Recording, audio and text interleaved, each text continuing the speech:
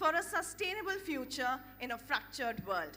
Invest us to reflect not only on legal and institutional framework, but also on our shared human responsibilities as members of one human family as global citizens. But before we start today's session, we have gathered here for a conference. But let us first seek the blessings of the divine. May I request the students of City Montessori School, Gomti Nagar Extension Campus to present the school prayer.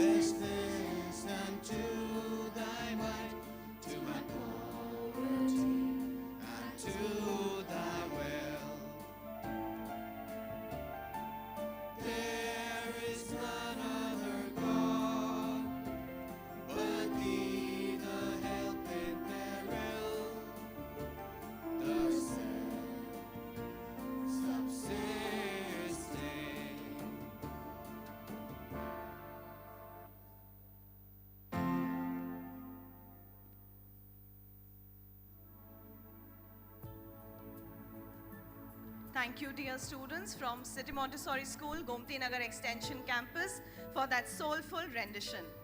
May I please request the audience to kindly be seated? Thank you so much. Over the course of this conference, more than 8,000 City Montessori students aged between 14 to 18 will listen to your insights, experiences, and your hopes for a just and safe world.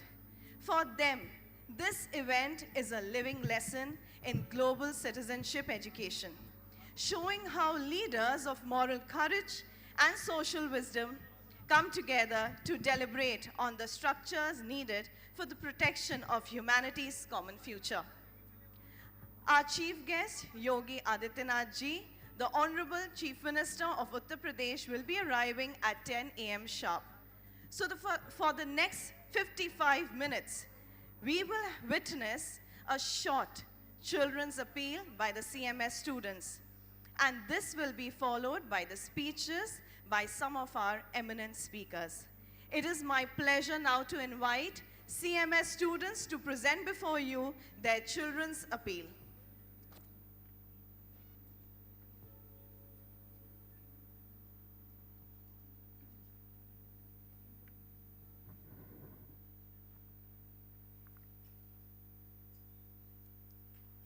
Warm greetings to the honorable guests, respected teachers, and of course, the bright future of the nation present here.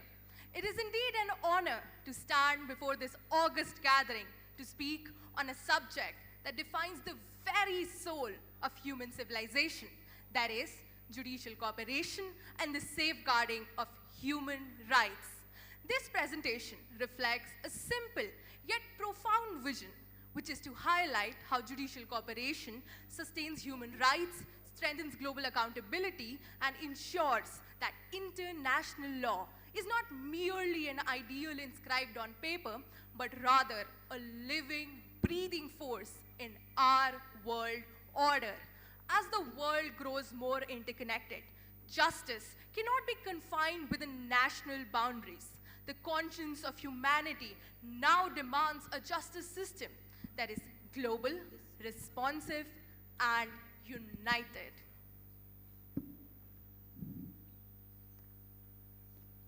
Today, over 5 billion people still live without adequate protection under the rule of law. Despite the existence of international judicial bodies such as the ICJ, ICC, and the regional human rights courts, disparities in access and enforcement remain severe. Cyber warfare, trafficking, and environmental damage still challenge the very limits of national jurisdiction. Hence, the call of collective judicial responsibilities has never been louder than before and has become the need of today's modern-day world. Through mutual legal residence treaties, Interpol coordination on cooperation under UNODC and regional courts, we have seen how nations can transcend boundaries for a unified pursuit of truth. Every act of cooperation between courts is more than administrative coordination, it is a moral collaboration. These mechanisms ensure faster evidence sharing, prevent safe havens for criminals, and create harmony in interpreting crimes such as genocide, corruption, and terrorism. When courts collaborate, they harmonize interpretations, share precedents, and collectively uphold the sanctity of human rights beyond the language of treaties through the spirit of law. The France-Mexico initiative, launched in 2013, to dedicate this entire presentation and this conference to our late founder manager, Dr. Jagdish Gandhi sir. It is rightly said that a leader may depart, but his ideals make him immortal. Sir was more than just a visionary. Though he has left this mortal realm, but his vision continues to burn bright like an eternal flame in the corridors of our hearts. We, the youth of this generation, wish to inherit a world built on peace, justice, and humility. For our generation believes with unwavering conviction, when courts unite across continents, humanity stands protected across generations. Thank you, and Jai Jagat.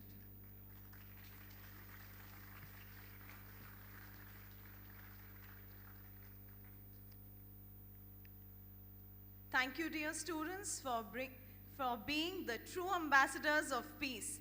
Your words compel us to reflect and to act. Dear dignitaries, there are two housekeeping announcements for you, so I would request you to please pay kind attention to it. The first being that the program of the conference sometime changes, and to keep you updated, we'll be putting up the QR code. You can turn on your camera, scan, and you will be able to see the updated schedule. Second of all, there is a lounge area for all the dignitaries at the rear end of the auditorium. So I request you that any point of time you feel that you need to relax a bit, you may move there, and the team is there to help you. The third and the most important announcement is for the students. Dear students, please note by 9:50, all movement needs to be stopped due to security reasons, as the Honorable Chief Minister of Uttar Pradesh will be arriving. So I request all the protocol officers, all teachers on duty to kindly ensure that everybody is seated by 9:50. Thank you so much. On behalf of City Montessori School, I would also like to extend my warm welcome to Group Captain Shubhanshu Shukla, who's here with us this morning. Thank you, sir, for your kind presence. If you could please wave towards the kids, that would be lovely. Thank you so much. We now move into the plenary address by our eminent guest. We are deeply honored to welcome His Excellency, Mr. Stjepan Mesić, former President of the Republic of Croatia. President Mesić is internationally respected for his steadfast commitment to democracy, dialogue, and reconciliation. His Excellency played a pivotal role during the dissolution of Yugoslavia, serving as the Prime Minister of Croatia and the last President of the Social Federal Republic of Yugoslavia, and later as the Speaker of the Croatian Parliament. Sir's life reflects a profound truth that peace is built by those who have the courage to confront history and the vision to shape a better future. Dignitaries, we are privileged to hear the wisdom of a leader shaped by history, guided by justice, and committed to global harmony. With great respect, I now invite His Excellency to address the august gathering. May we give a huge round of applause for Sir.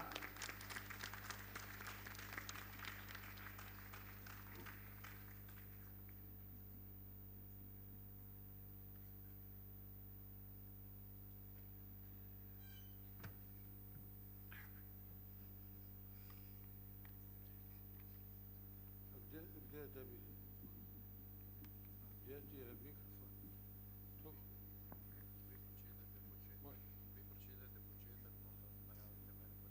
Ne, ovo ću do kraja. Poštovane ekscelencije, cijenjeni predsjednici vrhovnih sudova, uvaženi suci, predstavnici međunarodnih organizacija, dame i gospodo.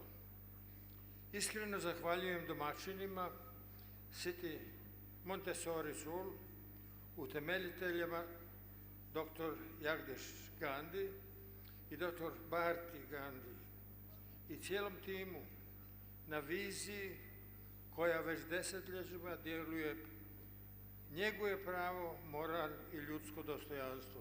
Evo, pasus po pasus. Respected Excellencies, Honored Chief Justice, esteemed judges, representatives of international organizations, ladies and gentlemen, I sincerely thank the hosts, City Montessori School, the founders, late Dr. Jagdish Gandhi and Dr. Bharti Gandhi, and the entire team for their vision that has nurtured law, morality, and human dignity for decades. Posebna mi je čast govoriti u zemlji Mahatma Gandhija, zemlji koja je čovječanstvu podarila mudrost o miru, istini i nenasilju. Sudjelovati na ovoj 26. međunarodnoj konferenciji, nadahnutoj člankom 51 Ustava Indije, podsjeća će nas da pravo nije samo zakon, to je moralni poziv čovječanstvu da gradi svijet temeljen na pravu, a ne na sili, na povjerenju, a ne na strahu. It is a special honor for me to speak in the land of Mahatma Gandhi, the land that gave humanity the wisdom of peace, truth, and not violence. Participating in this 26th International Conference, inspired by the Article 51 of the Constitution of India, reminds us that the law is not just law, it is a moral call to humanity to build a world based on law, not force, on trust, not fear. Dame i gospodo, u vremenu novih globalnih napetosti i rastućih nejednakosti, poruka konferencije je jasna. Bez vladavine prava nema trajnog mira.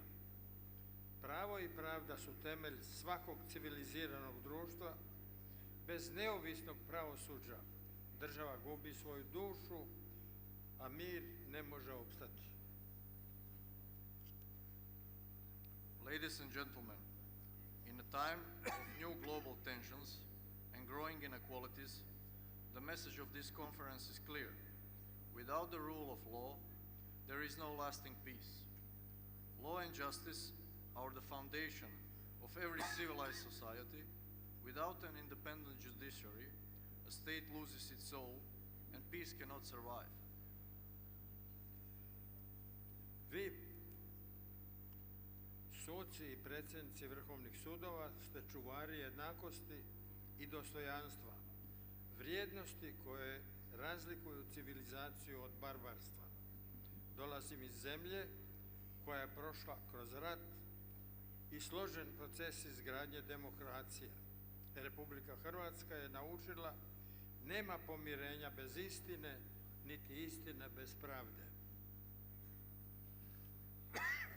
You, the judges and presidents of Supreme Courts, are the guardians of equality and dignity, the values that distinguish civilization from barbarism. I come from a country that has gone through war and a complex process of building democracy. The Republic of Croatia has learned there is no reconciliation without truth, nor truth without justice. Zato duboko razumijem važnost institucija koje jamče da se pravo primjenjuje jednako na sve, bez obzira na naciju, vjeru i položaj. Današnji izazovi međunarodne zajednice uključuju očuvanje globalnog pravnog poretka. That is why I deeply understand the importance of institutions that guarantee that the law applies equal to all, regardless of nation, religion, or position. Today's challenges for the international community include preserving the global legal order. Sve češće svjedočimo jednostranim potezima i selektivnoj primjeni normi. U takvom svijetu pravosuđe postaje posljednja linija obrane univerzalnih vrijednosti. Članak 51 Ustava Indije podsjeća da je pravda zajedničko dobro čovječanstva i nadahnjuje nas da gradimo sustav u kojem moć neće nadvladati moral niti interesi istine. We increasingly witness unilateral actions and selective application of norms. In such a world, the judiciary system becomes the last line of defense for universal values. Article 51 of the Constitution of India reminds us that justice is the common good of humanity and inspires us to build a system in which power will not prevail over morality nor interests over truth.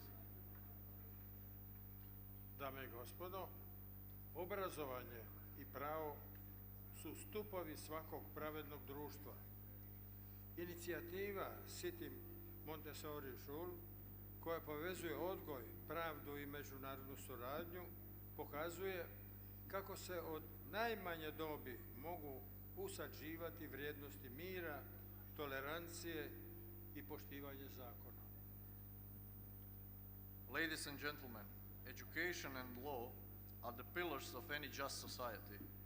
The City Montessori School initiative, which connects upbringing, justice, and international cooperation, shows how the values of peace, tolerance, and respect for the law can be instilled from an early age.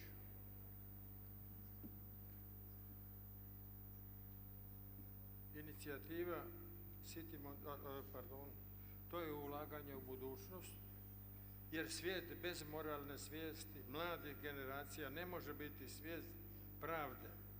Kao bivši predsjednik vjerujem da je naša zadaća osnovni planet na kojem je razlike rješavaju dijalogom, sukobi razumijevanjem, a moć zakonom. Mir nije dar, on je obveza.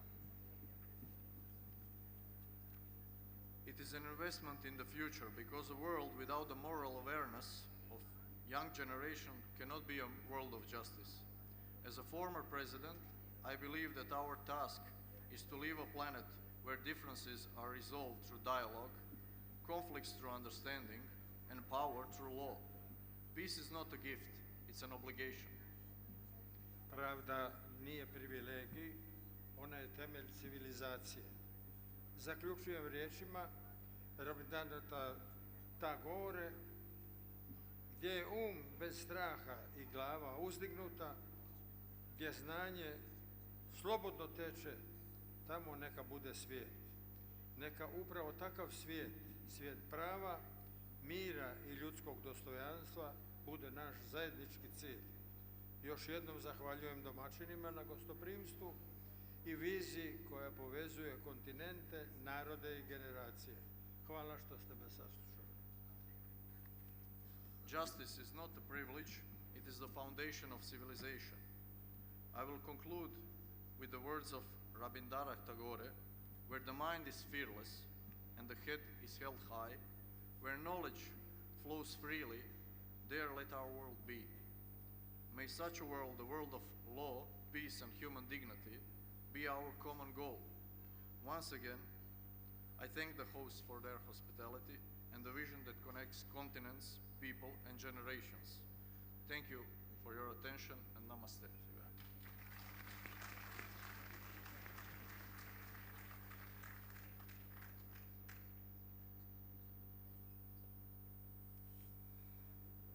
Thank you, Your Excellency, for sharing your profound insights.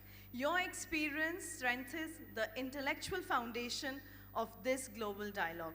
We are deeply grateful for your continued support to this mission of world unity and international justice.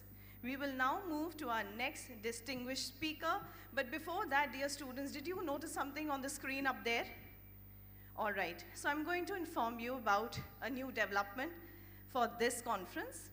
We are using an app, and it will transcript all the live speeches to text. So anyone who's not able to understand any language, you may kindly refer to the screen, and you'll be able to see the transcription over there. So I request all the kids over here to kindly pay keen attention. Next up, we have a towering figure in global jurisprudence. Honorable Justice Dr. H.C. Augusto Sherif stands at the forefront of constitutional justice, a jurist of extraordinary insight and scholarship. He has championed the ideals of fairness, human rights, and judicial independence. His address today is a privilege for all of us present here. We warmly invite you, sir, to address the students.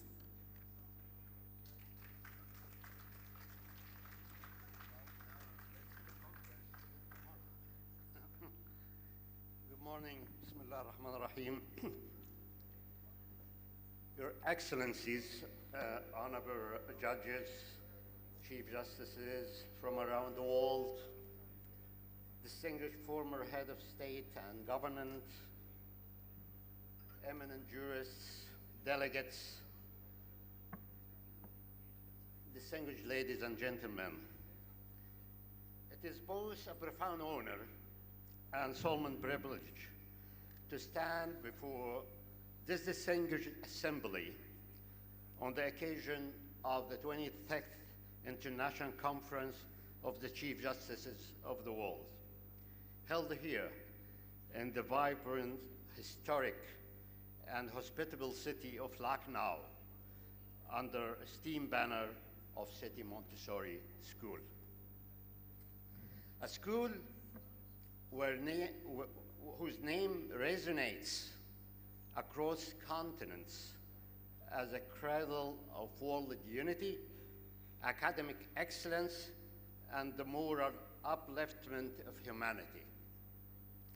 Today, as we gather in this grand hall, adorned with the colors of many nations, we are reminded that the quest for justice and peace transcends borders, cultures, and languages. It is a universal aspiration, one that binds us together with a shared purpose and a shared destiny.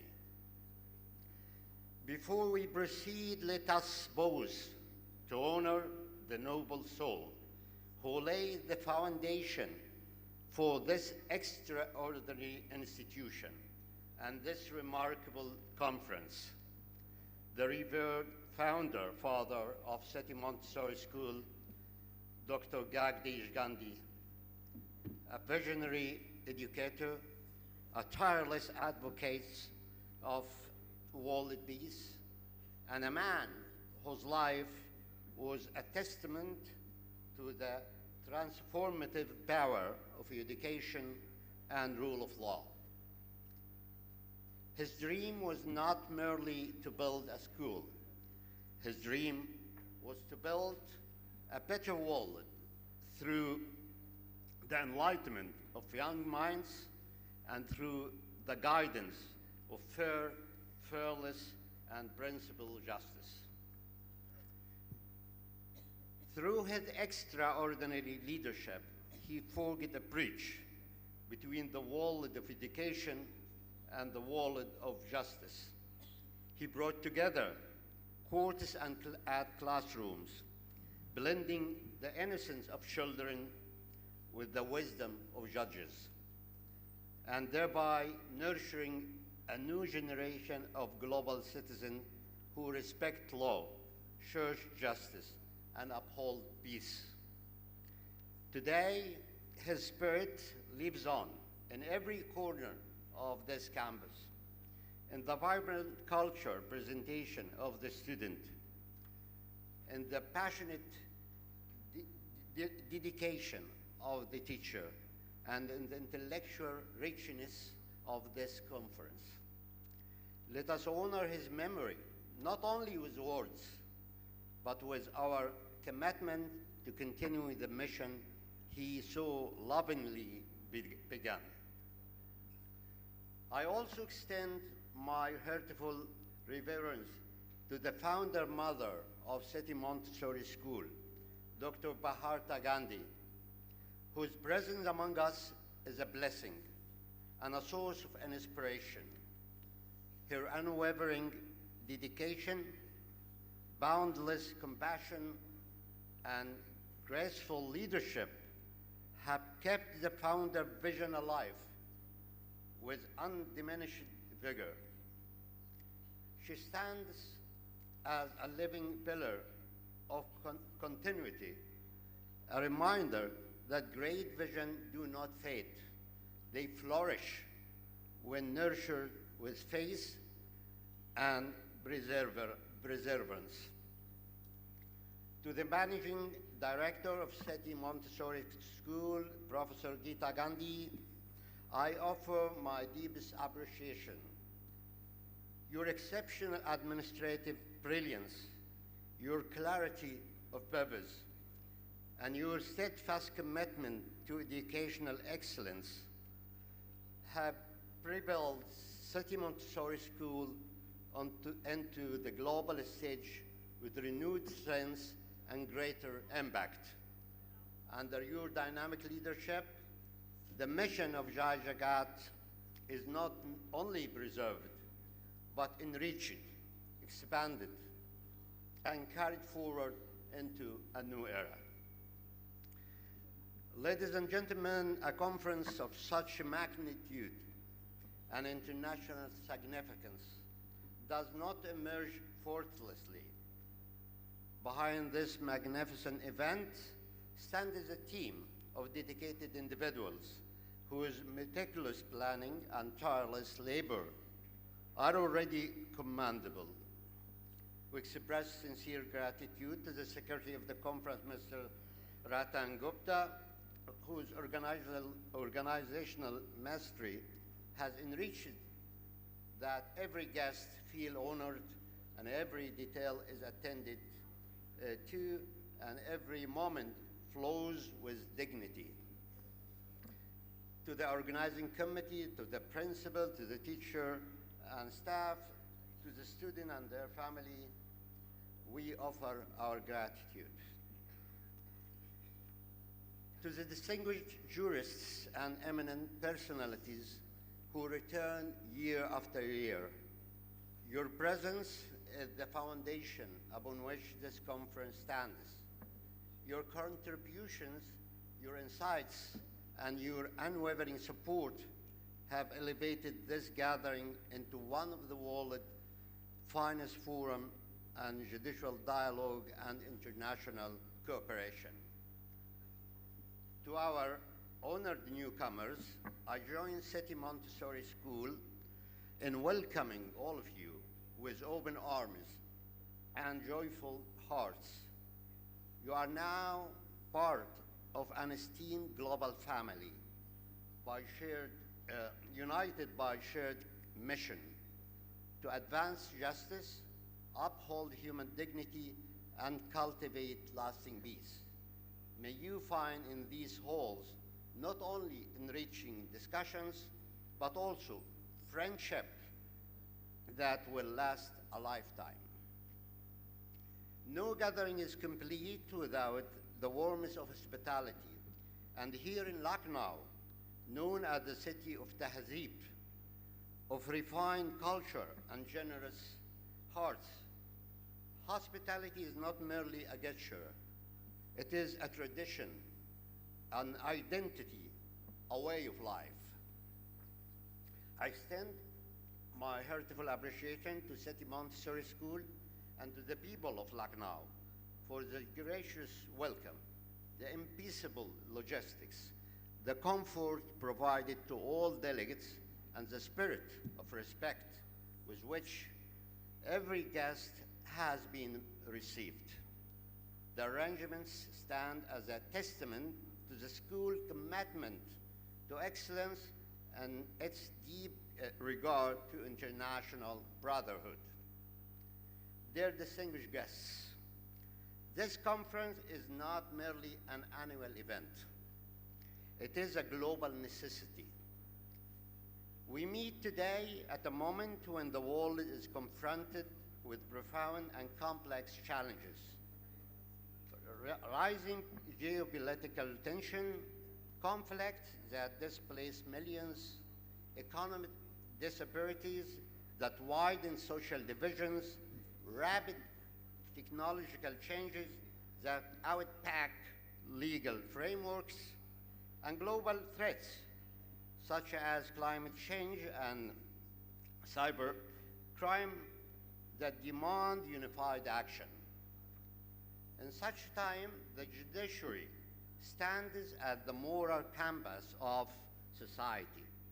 It is the judiciary that interprets the principles of justice, that safeguards the rights of individuals, that restrains the abuse of power, and guides society through turbulent waters with wisdom and balance. This conference has over the year become a sanctuary of such wisdom.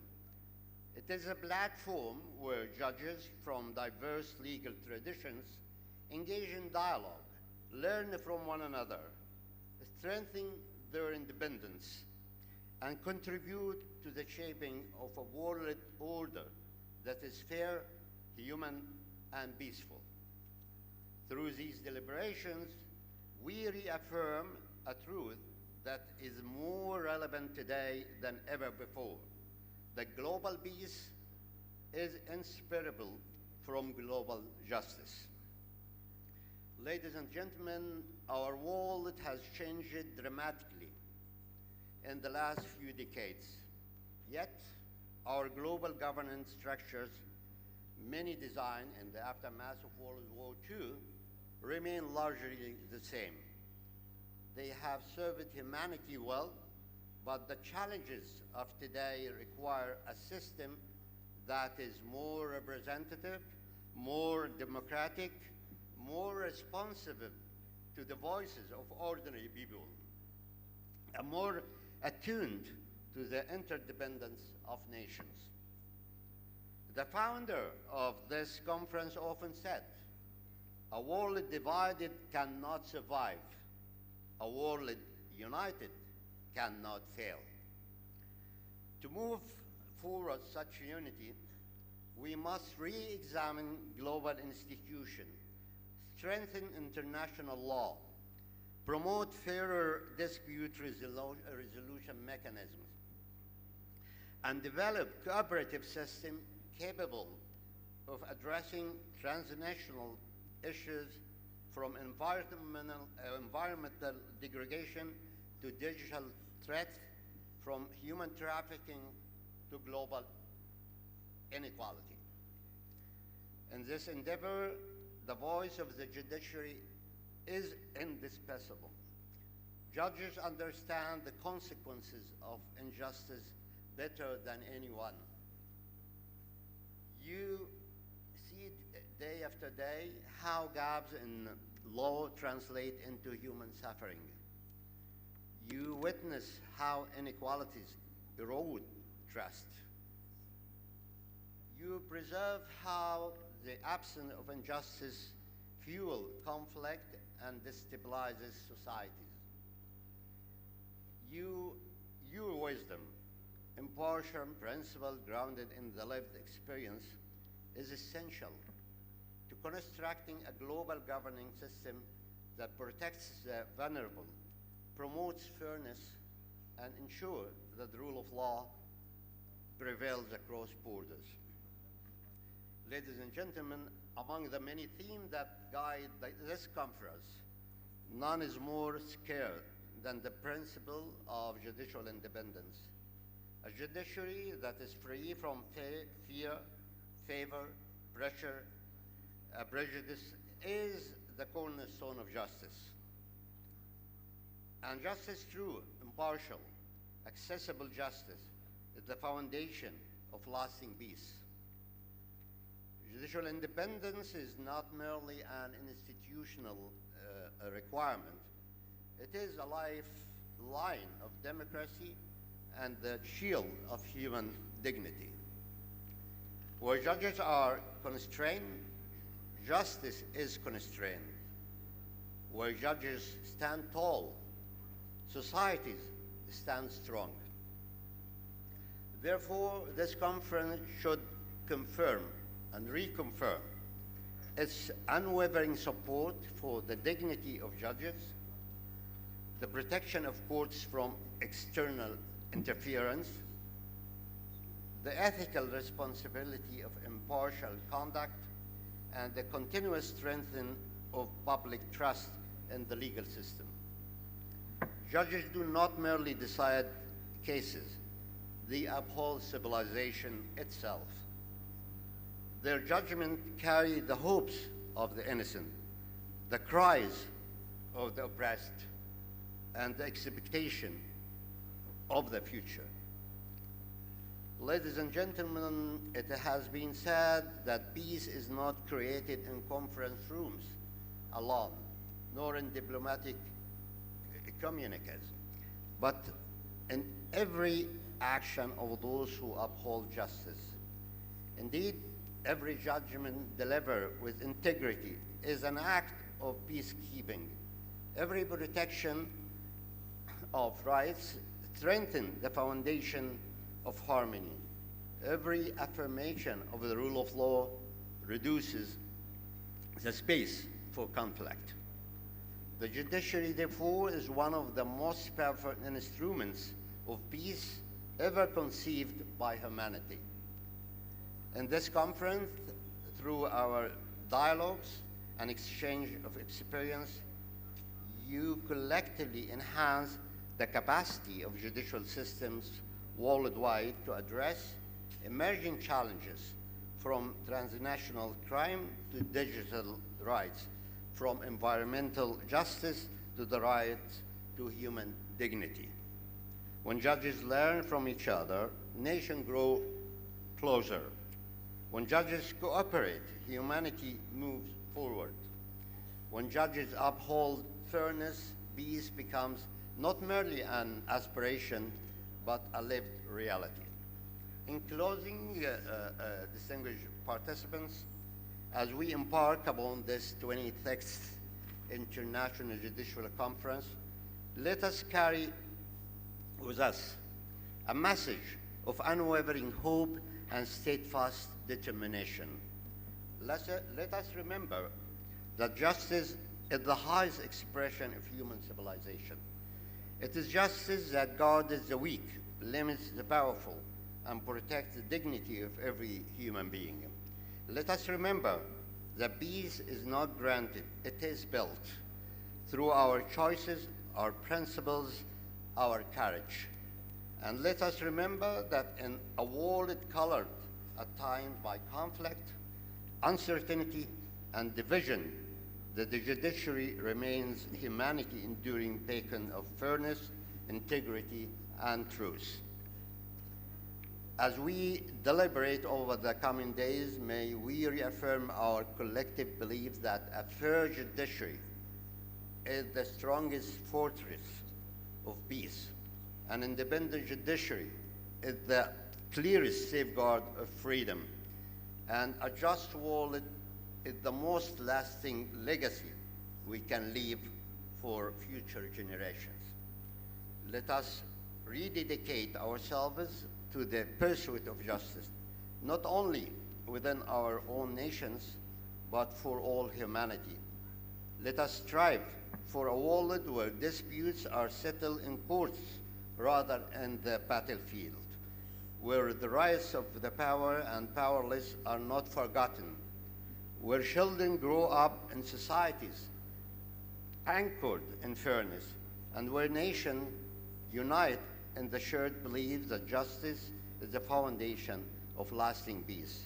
With hearts full of hope and minds committed to truth, let us move forward together, judges, educators, leaders, and citizens. Let us all move together towards a world where justice prevails, where peace endures, and where humanity lives as a one global family. Thank you, and God bless you all.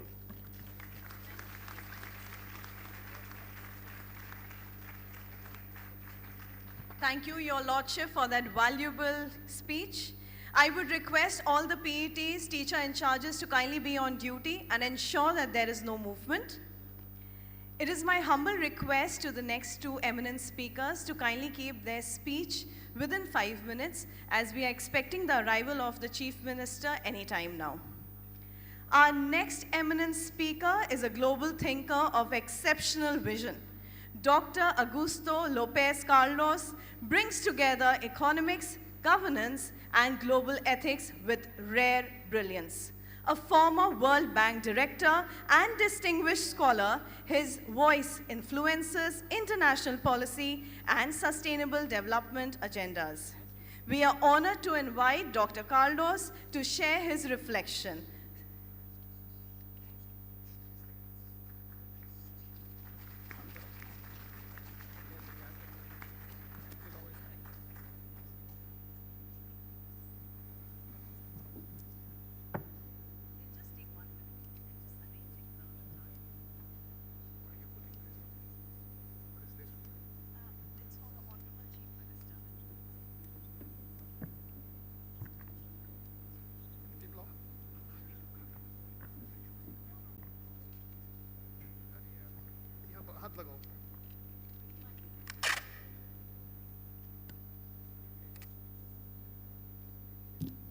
Dr. Claros, would you like to address the gathering?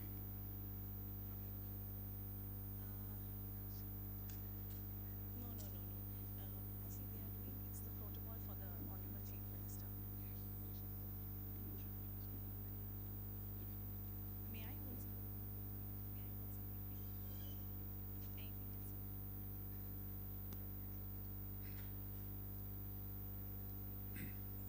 Preparations are underway for the arrival of the Chief Minister, and therefore let me synthesize the essence of the thoughts that I wanted to share with you. I think that we all agree that we are facing a very complex geopolitical situation. We have the scientists increasingly alarmed at the prospect of climate change. We seem to have a renewed arms race. We have vulnerabilities in the global financial system which threaten the possible arrival of another global financial crisis in coming years. There are issues of inequality, opportunity, far too much poverty, far too much malnutrition in the world. And these are the challenges that we face today. These are the problems that we confront. One question that immediately comes to mind is what to do about them? How do we confront these challenges which threaten our future and threaten the future of our children, the young men and women sitting in the back of this auditorium?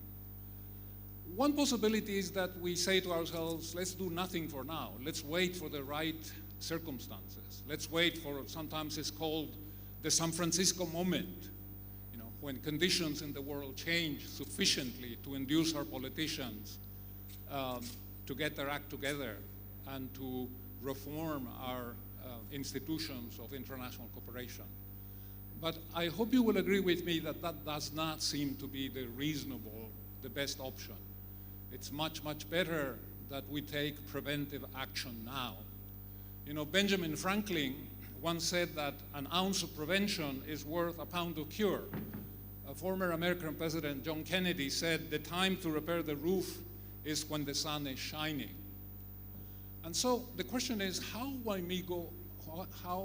might we go about this? If you agree with me that prevention is better than wait for the crisis to be upon us, then it seems to me that the article in the 1945 Charter 109 is the logical, the most sensible way to go around opening up this conversation that we have not had for 80 years.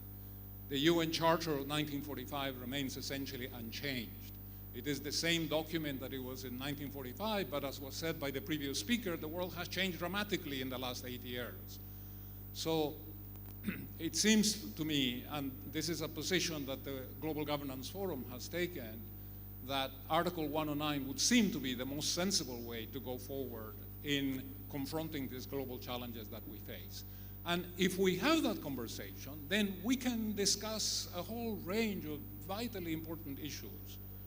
Would we want to have or to change the United Nations from an organization of states into organizations of states and peoples, where we have, for instance, a second chamber, a parliamentary assembly that represents you in the way that the General Assembly sometimes does not represent you. It represents the government in power at that particular moment. We could talk about creating new mechanisms within the UN Charter, such as an Earth System Council, to bring a degree of cohesion and order into our very fragmented environmental legislation, which is partly responsible for the fact that we are not addressing the problem of climate change. We could talk about the veto power in the Security Council, which has greatly undermined the legitimacy and the credibility of the United Nations because it has contributed to paralysis and to dysfunctionality. You know, the League of Nations, a little known fact, actually gave veto power to all of its member countries. In addition to that, of course, the United States was not part of the original group of countries which established the League. They were responsible for it, but President Wilson did not get the endorsement of the US Senate for the US to participate in the League. And I'm not surprised that 20 years later, the League collapsed and was replaced by the United Nations. Is that the scenario that we will have to wait until dysfunctionality leads to essentially the United Nations becoming increasingly irrelevant, increasingly sidelined, and its responsibilities being taken over by other bodies, whatever they may be, NATO, et cetera, I hope not. The purpose of all of this, the reason why we want to confront these global challenges and we want to address and promote reforms to our global governance architecture is because ultimately, especially the people sitting in the first few rows of this magnificent auditorium, my generation, as opposed to the generation of the children that are sitting in the back, we want to bequeath to them a world of peace, a world of prosperity and security. We owe it to them. And with that thought in mind, let me conclude with the words of Abdul Baha, the head of the Baha'i community, who gave a very famous talk at Stanford University in October of 1912. And in that talk, he said the following in reference to peace. He said, universal peace is both the supreme spiritual duty and the most urgent practical necessity. Thank you. Thank you so much.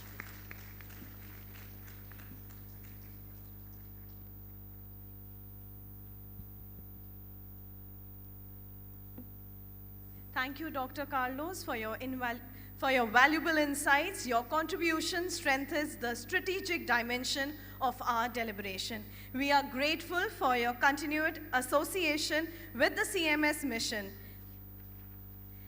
And dear audience, we are now waiting for the arrival of our Honorable Chief Minister. I would request the students of Gomti Nagar Extension Campus to kindly line up in the meantime.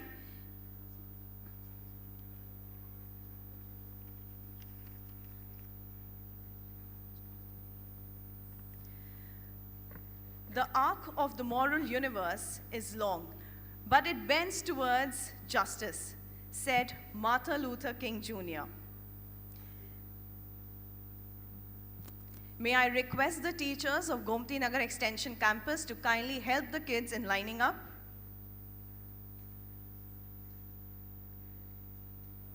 May I request the multimedia team backstage to kindly play a multimedia on Group Captain Shubhanshu Shukla in the meantime.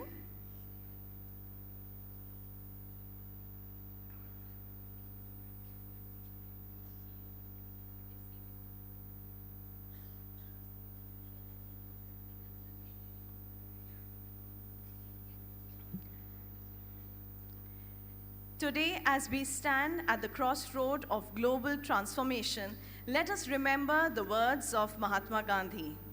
The future depends on what we do in the present. And today, here in this auditorium, we are shaping that very future for the world's 2.5 billion children. As dawn ushers in a new morning, today ushers in a new chapter in our collective journey towards global justice. In this hall, where vision meets action and where wisdom meets responsibility, we gather to reaffirm our shared commitment to peace through law. It is said, leadership is not about power, it is about purpose.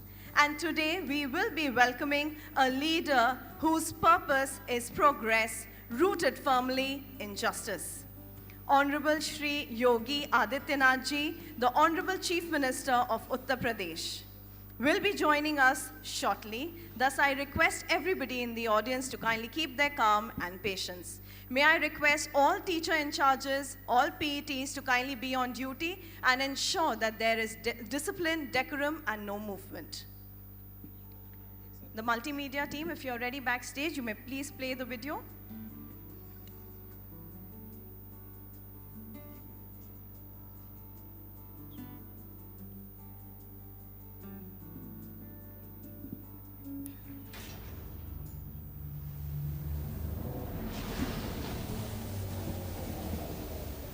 At this point, we are coming up on terminal count. Our crew access arm has been moved out of the way and our launch escape system is armed. T-minus 10, 9, 8, 7, 6, 5, 4, 3, 2, 1. Ignition and liftoff.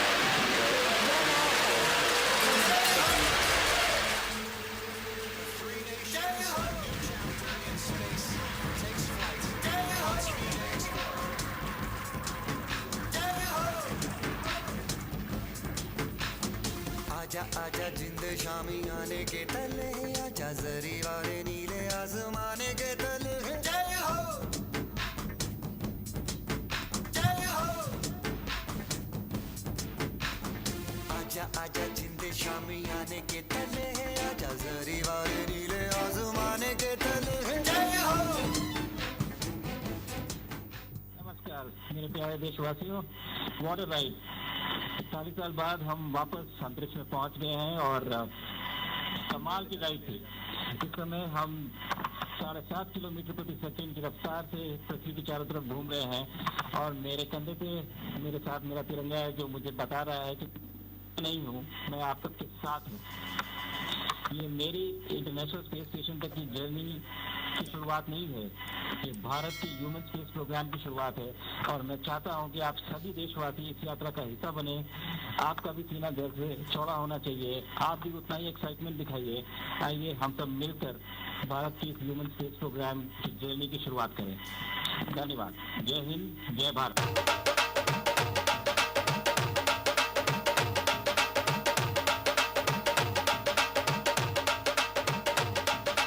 Very warm welcome, first of all, to the first family of the astronaut of India that's going to the International Space Station. Our very own Group Captain Shubhanshu Shukla, pride of India, Shubhanshu Shukla, son of Lucknow, and of course, alumnus of City Montessori School's Aliganj campus from age 3 to 18. We celebrate today for several reasons. First of all, Shuk hamara beta hai. Secondly, he's the pride of India, the pride of Uttar Pradesh. Thirdly, we celebrate this incredible role model that he is, with admirable personal qualities. Fourthly, we celebrate his mission's representing this extraordinary contribution to the expansion of the frontiers of science and technology. Fifthly, we celebrate the values with which Shooks grew up at City Montessori School for 15 years. The biggest value of space travel is that it gives a person see the oneness of humanity in a real sense.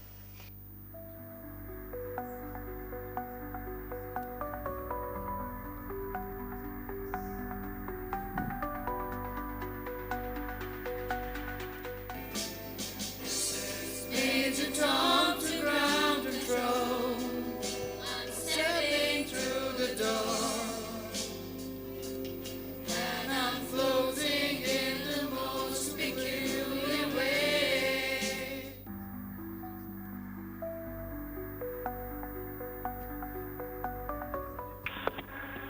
Hello everyone, Namaskar from space. I'm thrilled to be here with my fellow astronauts, as Peggy said, 1 veteran and 3 rookies, and wow, what a ride it was. Frankly, when I was sitting in the capsule in Grace yesterday on the launch pad, my only thought in my mind was that let's just go. After 30 days of quarantine, it was a feeling that I just wanted to go, the excitement and all was, probably far away. It was just the feeling that let's just leave here. We showed you joy and grace. This is Swan, a great symbol. It looks really cute. The capsule itself, Grace, has been very kind. I was not feeling very great when we, got shot into the vacuum. But since yesterday, I've been told that I've been sleeping a lot, which is a good sign. So I think that's a great sign. I'm getting used to this quite well, enjoying the views, enjoying the entire experience, learning like a baby, learning the new steps, learning how to walk, learning how to control yourself, everything, learning how to eat. I have to say thank you so much, guys, for making this happen, and I'm sure that we are going to have a great time.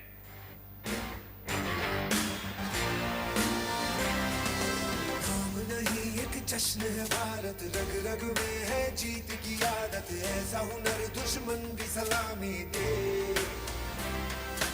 तू सूरज हम तेरे उजाले तुझसे जुदा नहीं होने वाले आखिर तक हम सफर पे बनेंगे जय हिंद जो नस नस में है हर बाजी फिर बस में है जिद जान के हिंदुस्तान बोले सुजलाम सुफलाम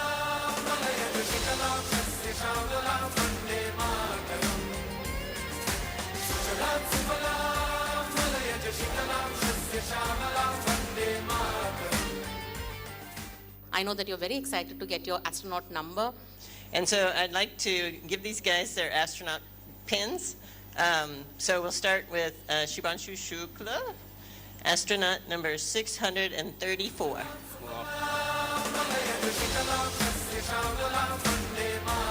Thank you, Peggy. So I am number 634. That's a privilege. No, but to be fair, it is a privilege to be amongst the few who have got the chance to see the Earth from a vantage point that I have been able to see now. It has been a wonderful ride. The minute I entered the International Space Station, and you guys, this crew, you just made me feel so welcome, as if you literally opened your doors, like your house doors for us. That's true. So, and I'm very, very confident that the next 14 days are going to be amazing, doing, as you said, advancing science and research and working together. Thank you so much. बहुत अच्छा लग रहा है। हम इसके लिए जो है ईश्वर को धन्यवाद करते हैं और उन सभी लोगों को जिन्होंने हमारे बच्चे को दुआएं दी हैं। अच्छा लग रहा है शुभांशु के स्पेस पहुंचने में बहुत गर्व का पल महसूस हो रहा है बहुत अच्छा लग रहा है It is a wonderful level of achievement, and everybody is electrified. All of CMS, all 62,500 students of CMS are incredibly excited, and they feel a part of his mission. आपके प्यार और आशीर्वाद से सुरक्षित मैं इंटरनेशनल स्पेस स्टेशन पे पहुंच चुका हूँ और बहुत आसान दिख रहा है यहाँ खड़े होना, लेकिन थोड़ा सा मुश्किल है, थोड़ा सा सर भारी है, थोड़ी तकलीफ हो रही है, लेकिन ये सब बहुत छोटी चीज़ें हैं और कुछ ही दिनों में हम इसके यूज्ड टू हो जाएंगे। और ये पहला पड़ाव है इस जर्नी का, और अभी आगे 14 दिन यहाँ पे रह के हम काफ़ी सारे साइंस एक्सपेरिमेंट्स करेंगे, आप लोगों से बातचीत करेंगे। लेकिन कहीं ना कहीं ये जो पड़ाव है ये भी दिखाता है कि ये हमारी अपनी स्पेस जर्नी का भी एक पड़ाव है। मैं बहुत उत्साहित हूँ और मैं अपने शोल्डर पे अपना तिरंगा जो मैं लेके चल रहा हूँ, मैं मानता हूँ कि आप सब मेरे साथ हैं, तो मैं ये भी समझ लेता हूँ कि आप सब भी मेरे साथ उत्साहित हैं और मुझे लगता है कि अगले 14 दिन बहुत ही एक्साइटिंग जाने वाले हैं। धन्यवाद। जय हिंद, जय भारत। शुभांशु, नमस्कार। नमस्कार। मेरी आवाज में सभी भारतीयों का उत्साह और उमंग शामिल है। अंतरिक्ष में भारत का परचम लहराने के लिए मैं आपको हार्दिक बधाई और शुभकामनाएं देता हूं। तो सबसे पहले तो ये बताइए, वहां सब कुशल मंगल है? आपकी तबीयत ठीक है? मैं यहाँ बिल्कुल ठीक हूँ, सुरक्षित हूँ, आप सबके आशीर्वाद और प्यार की वजह से। जब मैं छोटा था, मैं कभी सोच नहीं पाया कि मैं एस्ट्रोनॉट बन सकता हूँ, लेकिन मुझे लगता है आपके नेतृत्व में आज का भारत ये मौका देता है और उन सपनों को साकार करने का भी मौका देता है। शुभ। आप जो गाजर का हलवा ले गए हैं, क्या उससे अपने साथियों को खिलाया? जी प्रधानमंत्री जी, ये कुछ चीज़ें मैं अपने देश की खाने की लेके आया था, जैसे गाजर का हलवा, मूंग दाल का हलवा और आमरस। तो हम सभी ने बैठ के इसका स्वाद लिया साथ में और सबको बहुत पसंद आया। शुभ। परिक्रमा करना भारत की सदियों पुरानी परंपरा है। आपको तो पृथ्वी माता की परिक्रमा का सौभाग्य मिला है। हम दिन में 16 बार परिक्रमा करते हैं, 16 सूर्योदय और 16 सनराइज और सनसेट हम देखते हैं ऑर्बिट से। इस परिक्रमा में, इस तेज गति में, हम इस समय करीब 28,000 किलोमीटर प्रति घंटे की रफ्तार से चल रहे हैं आपसे बात करते वक्त, और ये गति पता नहीं चलती क्योंकि हम तो अंदर हैं, लेकिन कहीं ना कहीं ये गति जरूर दिखाती है कि हमारा देश कितनी गति से आगे बढ़ रहा है इस समय। अच्छा शुभ, अंतरिक्ष की विशालता देखकर सबसे पहला विचार क्या आया आपको? पृथ्वी बिल्कुल एक दिखती है, मतलब बाहर से कोई सीमा रेखा नहीं दिखाई देती, कोई बॉर्डर नहीं दिखाई देता। लगता है कि कोई बॉर्डर एग्जिस्ट ही नहीं करता, कोई राज्य नहीं एग्जिस्ट करता, कंट्रीज नहीं एग्जिस्ट करती। फाइनली हम सब ह्यूमैनिटी का पार्ट है। मल्टीमीडिया बंद कर दीजिए प्लीज। अर्थ हमारा। I request the multimedia backstage to kindly close it. May I kindly request all the students to kindly rise without making any noise? Thank you. May I also request all the dignitaries to kindly rise for the welcome of the Honorable Chief Minister of Uttar Pradesh. जोरदार तालियों से स्वागत करिए माननीय मुख्यमंत्री श्री योगी आदित्यनाथ जी का। We are deeply honored by the gracious presence of our chief guest, Honorable Yogi Adityanath ji, the Honorable Chief Minister of Uttar Pradesh. आपका पावन आगमन इस अंतर्राष्ट्रीय सम्मेलन की गरिमा को बढ़ाता है और न्याय, शक्ति तथा विश्व कल्याण के हमारे संकल्प को नई शक्ति प्रदान करता है। On behalf of City Montessori School and our distinguished international delegates, we extend our most respectful and heartfelt welcome to you, Honorable Chief Minister, sir. May I request ladies and gentlemen, dignitaries, children to kindly be seated. Patriotism, said Rabindranath Tagore, is not merely sentiment. It is the expression of one's noblest responsibility. I now invite the students of Gomti Nagar Extension Campus to present the soulful rendition of Vande Mataram. It's the national song of India. May I kindly request everyone to please rise again for the national song. I request the students to kindly ensure that there is no noise. Over to you, the students of Gomti Nagar Extension Campus.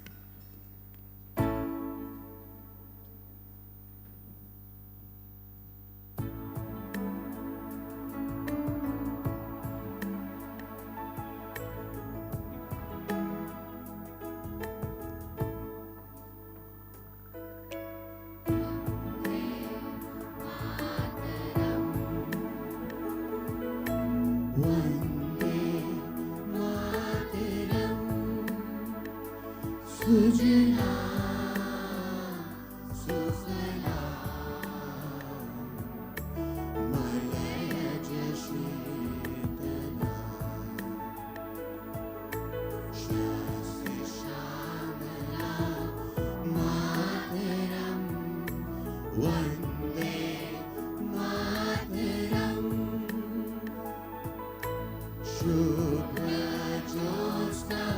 पुलकितयामिनी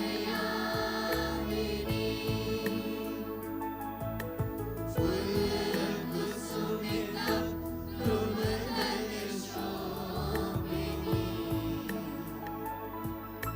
सुवासिनी सुमधुरभाषिणी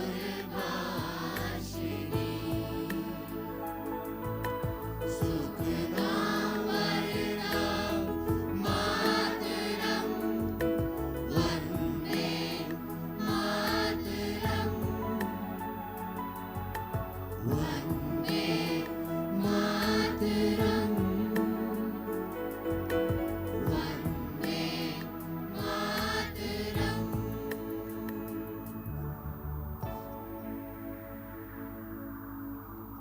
May I request everyone to kindly be seated?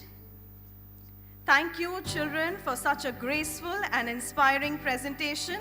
Your voices reflected unity, discipline, and deep national pride. May I request the team backstage to kindly open the curtains? I now invite Vera Kazmi, student alumna, CMS, Rajajipuram Campus 1, to introduce the first item of the day.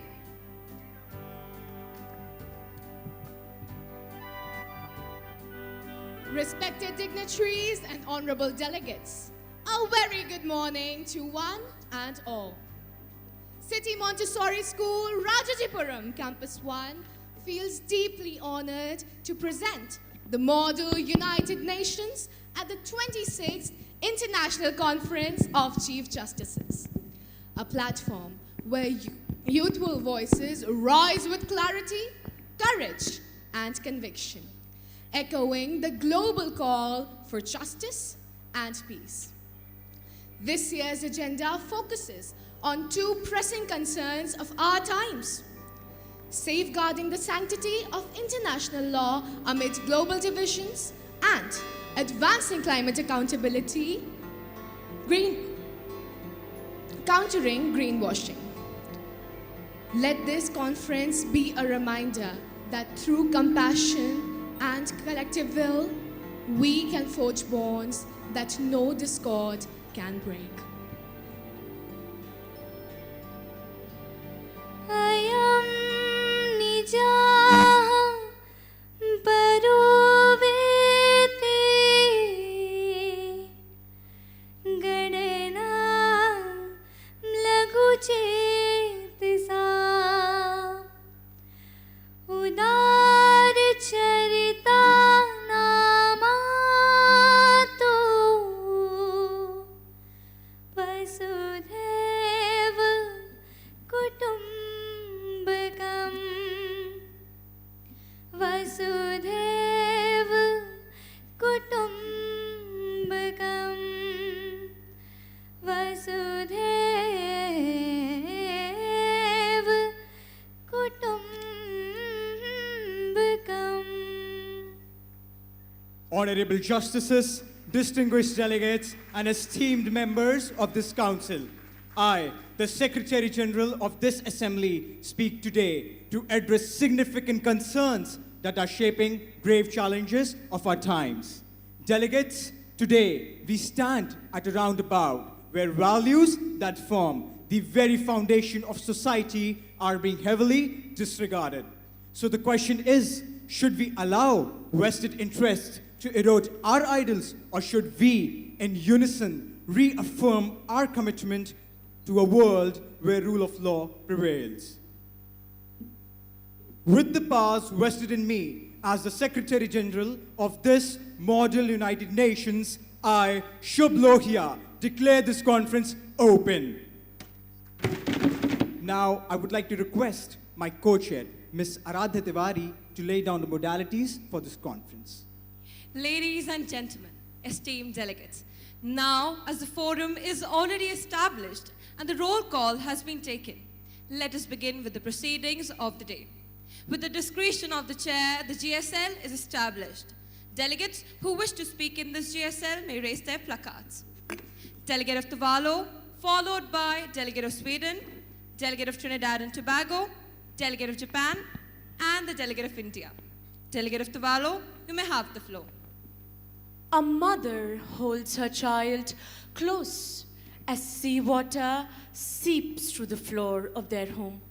Outside, the ocean rises inch by inch, stealing the earth beneath her feet. The delegate of Tuvalu is pained to present this picture to you. And believe me, a country, an island nation of just 26 square kilometers is drowning. Over 3,000 Tuvaluans have applied for new visa pathways to Australia, not because they want to leave, but because they must. Delegates, Tuvalu is sinking, and so will others if the world continues to watch us in silence. We cannot wait for speeches when the sea is rising around us all the time. Let us act today to save our tomorrow. We have received a request from the United Nations Environment Director. You may have the floor.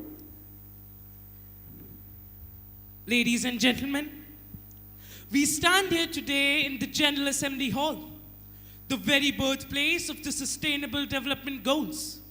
And these goals embody a promise for making life better for people around the world and save the climate too. With this vision, last year, a member nation announced a National Climate Action Plan, which introduced a $250 billion investment for startups coming up with green technologies. I truly believe that the industries are evolving. They are investing in solar energy and are moving towards zero waste. Sustainability is not a PR stunt anymore. It is survival, delegates. Businesses know that if planet doesn't thrive, neither will profit. The change is real and it is happening. Thank you. With due respect, Representative, I refuse to be swayed by the illusion that industries are adapting. Well, what they're actually conveniently doing is greenwashing. You claim that industries are investing in clean energy. Well then, Representative, let me tell you, they are not investing in clean energy, but rather in cleaner images, ladies and gentlemen. The UNFCCC, Agenda 21, the Paris Agreement, the Rio Declaration, all remain non-binding, delegates. All of them remain non-binding. Sweden demands accountability, enforce promises, verify emissions, and condemn climate profiteers as criminals. Don't celebrate them as heroes. Thank you. Delegates, we have received a request. We have with us the Prime Minister of Grenada. May I request you, sir, to address this gathering. Honorable delegates, in 2024, Grenada faced one of the most devastating storms in our history, Hurricane Beryl. But hurricanes, floods, droughts, and rising seas are only a part of the challenges we face. These are not isolated disasters, delegates. These are a symptom of a global climate crisis, one that demands accountability and not apathy. Grenada therefore stands resolute in firm support of Sweden, urging this assembly to move beyond the passive acknowledgement and toward real progressive action. Grenada has rebuilt, but rebuilding should not be our recurring destiny. And to the world I say, we are not asking for mercy. In fact, we are not asking for sympathy. We are asking for partnership and strong binding commitments. Thank you. Would His Excellency like to entertain any questions from the press? Yes, I will. Sir, indeed. Grenada has shown remarkable strength after Hurricane Beryl. Could His Excellency please enlighten which support systems or community actions were instrumental in restoring the pace of life? Thank you for raising that point. We do want to share our strategies. Grenada focused on rapid infrastructure repair and providing essential services to all. We built over 1,200 homes and reopened every single school within just 2 months. Thank you, sir. Esteemed delegates, on 9th of October 2023, we, the citizens of Trinidad and Tobago, awoke to find that the digital heart of our nation had been ripped apart by a ruthless ransomware group. Ransom EXX does not belong to any country, hence is a non-state actor. Yet, can you believe that the word non-state actor is not even mentioned in the UN Charter? Not even once. Therefore, no laws against them. Delegates, a keyboard can destroy a nation just as surely as a bomb.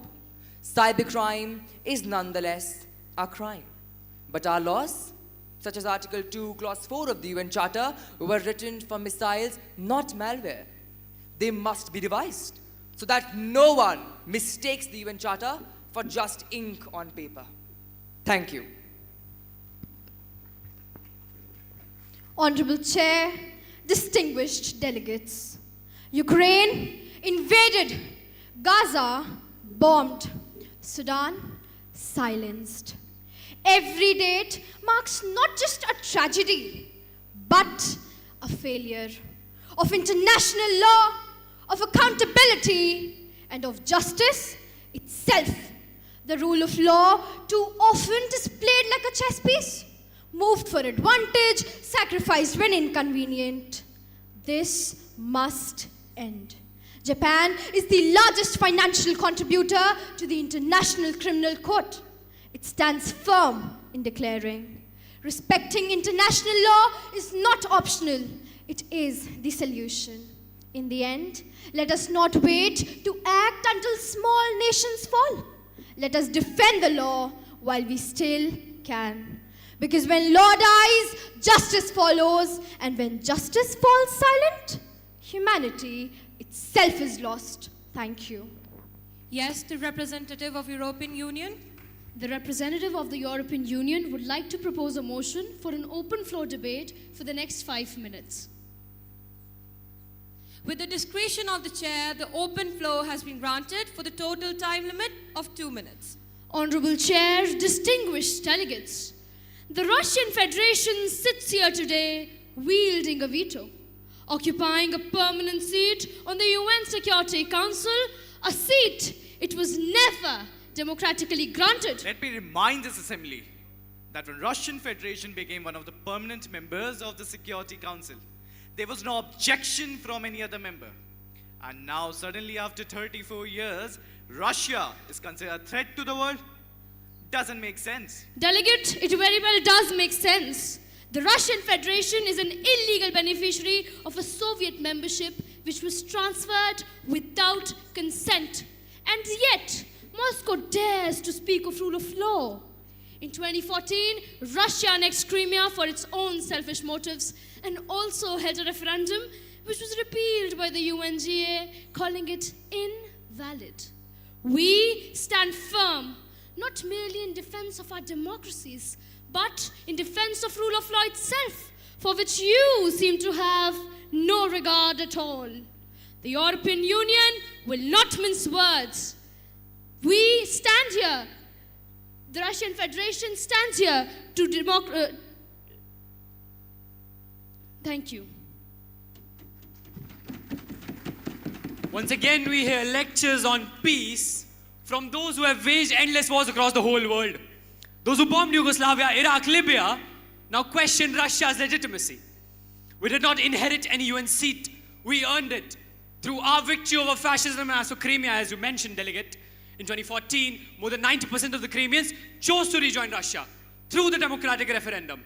Under Article 51 of the UN Charter, we acted in self-defense, a right every sovereign nation holds. So I ask you all once again, is trying to protect your own country's sovereignty really a crime? Because in the end, Rossi odlo Rossian, Russia is of the Russians. We will continue to protect our land, continue to protect our history, and continue to protect our sovereignty. Thank you. Delegates, the time for open floor debate has elapsed. Now we revert back to GSL. Delegate of India, you may have the floor. Honorable Chair and distinguished delegates, India rises today not to inflame, but to restore the frame of the debate. We have heard accusations and counter-accusations today, and as world's largest democracy and one of its fastest growing economies, we promote growth without aggression, advancement without abandonment of our values.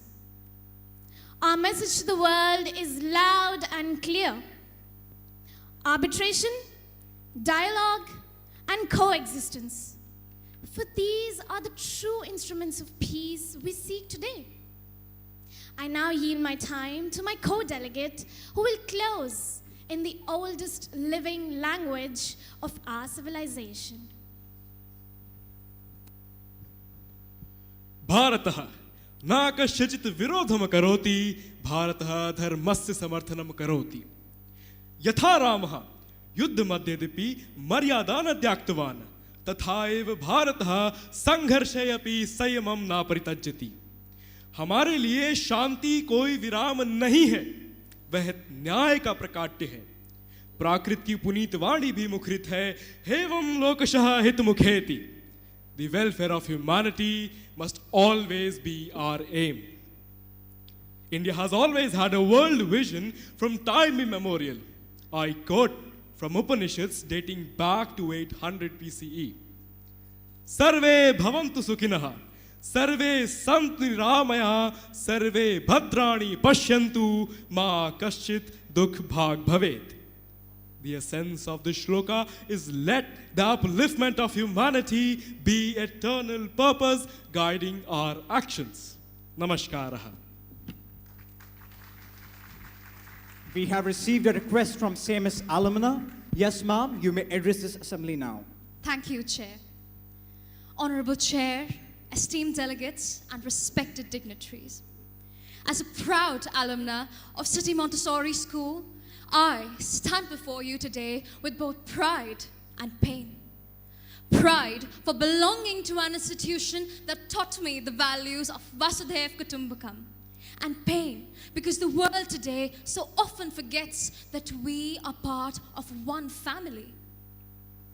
CMS shaped us with the values of truth, love, peace, non-violence, and unity.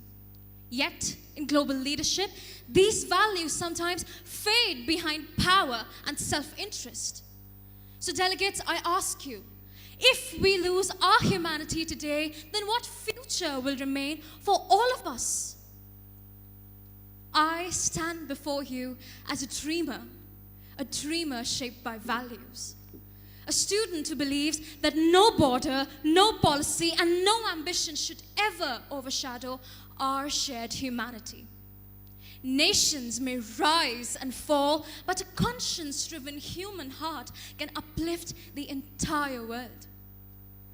Ladies and gentlemen, we are deeply privileged to have amongst us the Honorable Chief Minister of Uttar Pradesh, Shri Yogi Adityanath ji, a visionary leader whose commitment to education, cultural harmony, and holistic development has uplifted the life of countless young citizens. Respected sir, your presence here today fills this occasion with pride and profound significance. Today, we take this opportunity to unveil the Dr. Jagdish Gandhi Globe, a symbol of the vision, the moral clarity, and the courage of the founder-convener of the International Conference of the Chief Justices of the World and the founder of City Montessori School, our beloved Dr. Jagdish Gandhi, ladies and gentlemen. It echoes the awestruck words of CMS alumnus, whom you may very well know, astronaut Shubhanshu Shukla, sir. From the International International Space Station in June 2025, and I quote, "It seems that no border exists. We all are a part of humanity, and the entire earth is our one home." Vardha, you'll notice something deeply intentional in this globe. There are no country names. Instead, there stand values, universal virtues that transcend geopolitical demarcations. He believed that both individuals and institutions, including nations and global governance structures, must be guided not by power, but by virtues such as empathy, diversity, truthfulness, humility, trustworthiness, care for the environment, and detachment from consumerism. Yes, Nikhil, very well spoken. I completely agree. Ladies and gentlemen, these are not mere lofty ideals. These are practical anchors which were embodied consistently by Dr. Jagdish Gandhi throughout his life. He often quoted, "Be generous in prosperity and thankful in adversity. Be worthy of the trust of thy neighbor and ensure that you look at them in a bright and friendly face." And truly, ladies and gentlemen, if there is one message that the students of this conference want to convey, it is this: that let the member nations look upon their neighboring nations in a bright and friendly manner and be worthy of the trust of them. This globe carries Dr. Gandhi's immortal presence as a cherished friend to many among you, and is a tangible symbol of his message that the destiny of nations is intertwined and that peace is not merely possible. It is our moral obligation and a promise that we will continue the work he began, with the understanding that the well-being of mankind, its peace and security are unattainable until and unless unity is firmly established. A promise that we will strive for one world, one people. Beautifully put, Farah. With this, I request our respected founder director, Dr. Bharti Gandhi, and manager, Professor Geeta Gandhi Kingdon, to kindly accompany and lead Shri Yogi Adityanath ji on the stage for the inauguration of the Dr. Jagdish Gandhi Globe, ladies and gentlemen. Please give it up. I also request Honorable Mr. Mesić, former President of Croatia, Honorable Dr. Mesić, former Prime Minister of Lesotho, Honorable Mr. Bagman, Sitting Speaker of Parliament of Ghana, and Honorable Mr. Frederick, Sitting Speaker of the House of Representatives of Antigua and Barbuda.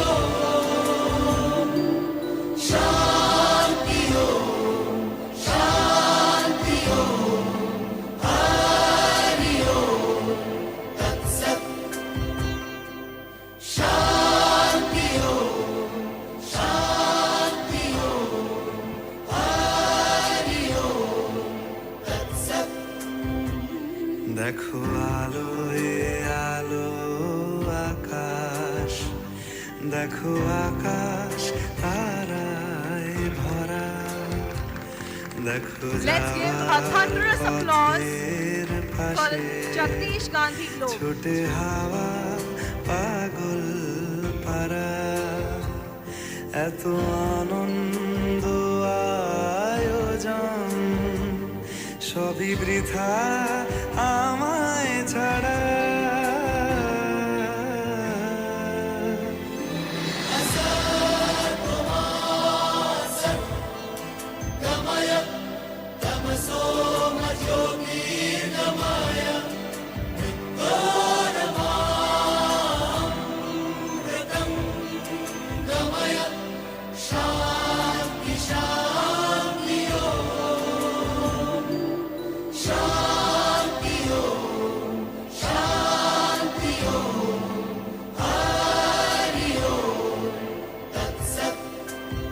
May I request all the students to kindly be seated?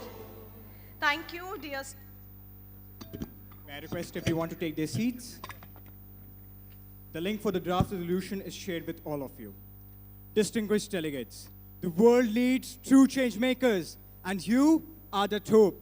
Let this be a commitment to action, compassion, and courage. With the powers vested in me as a Secretary General of this Model United Nations, I, Shubh Lohia, declare this conference closed.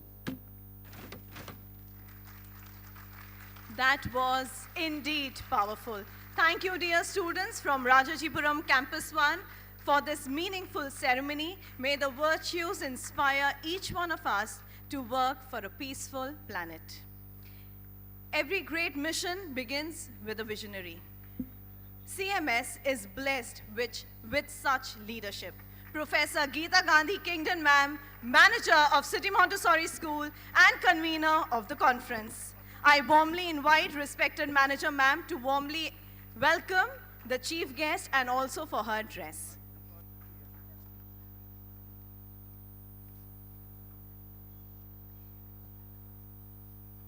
Friends, we very warmly welcome Yogi Adityanath ji, the Honorable Chief Minister of Uttar Pradesh, India's largest state.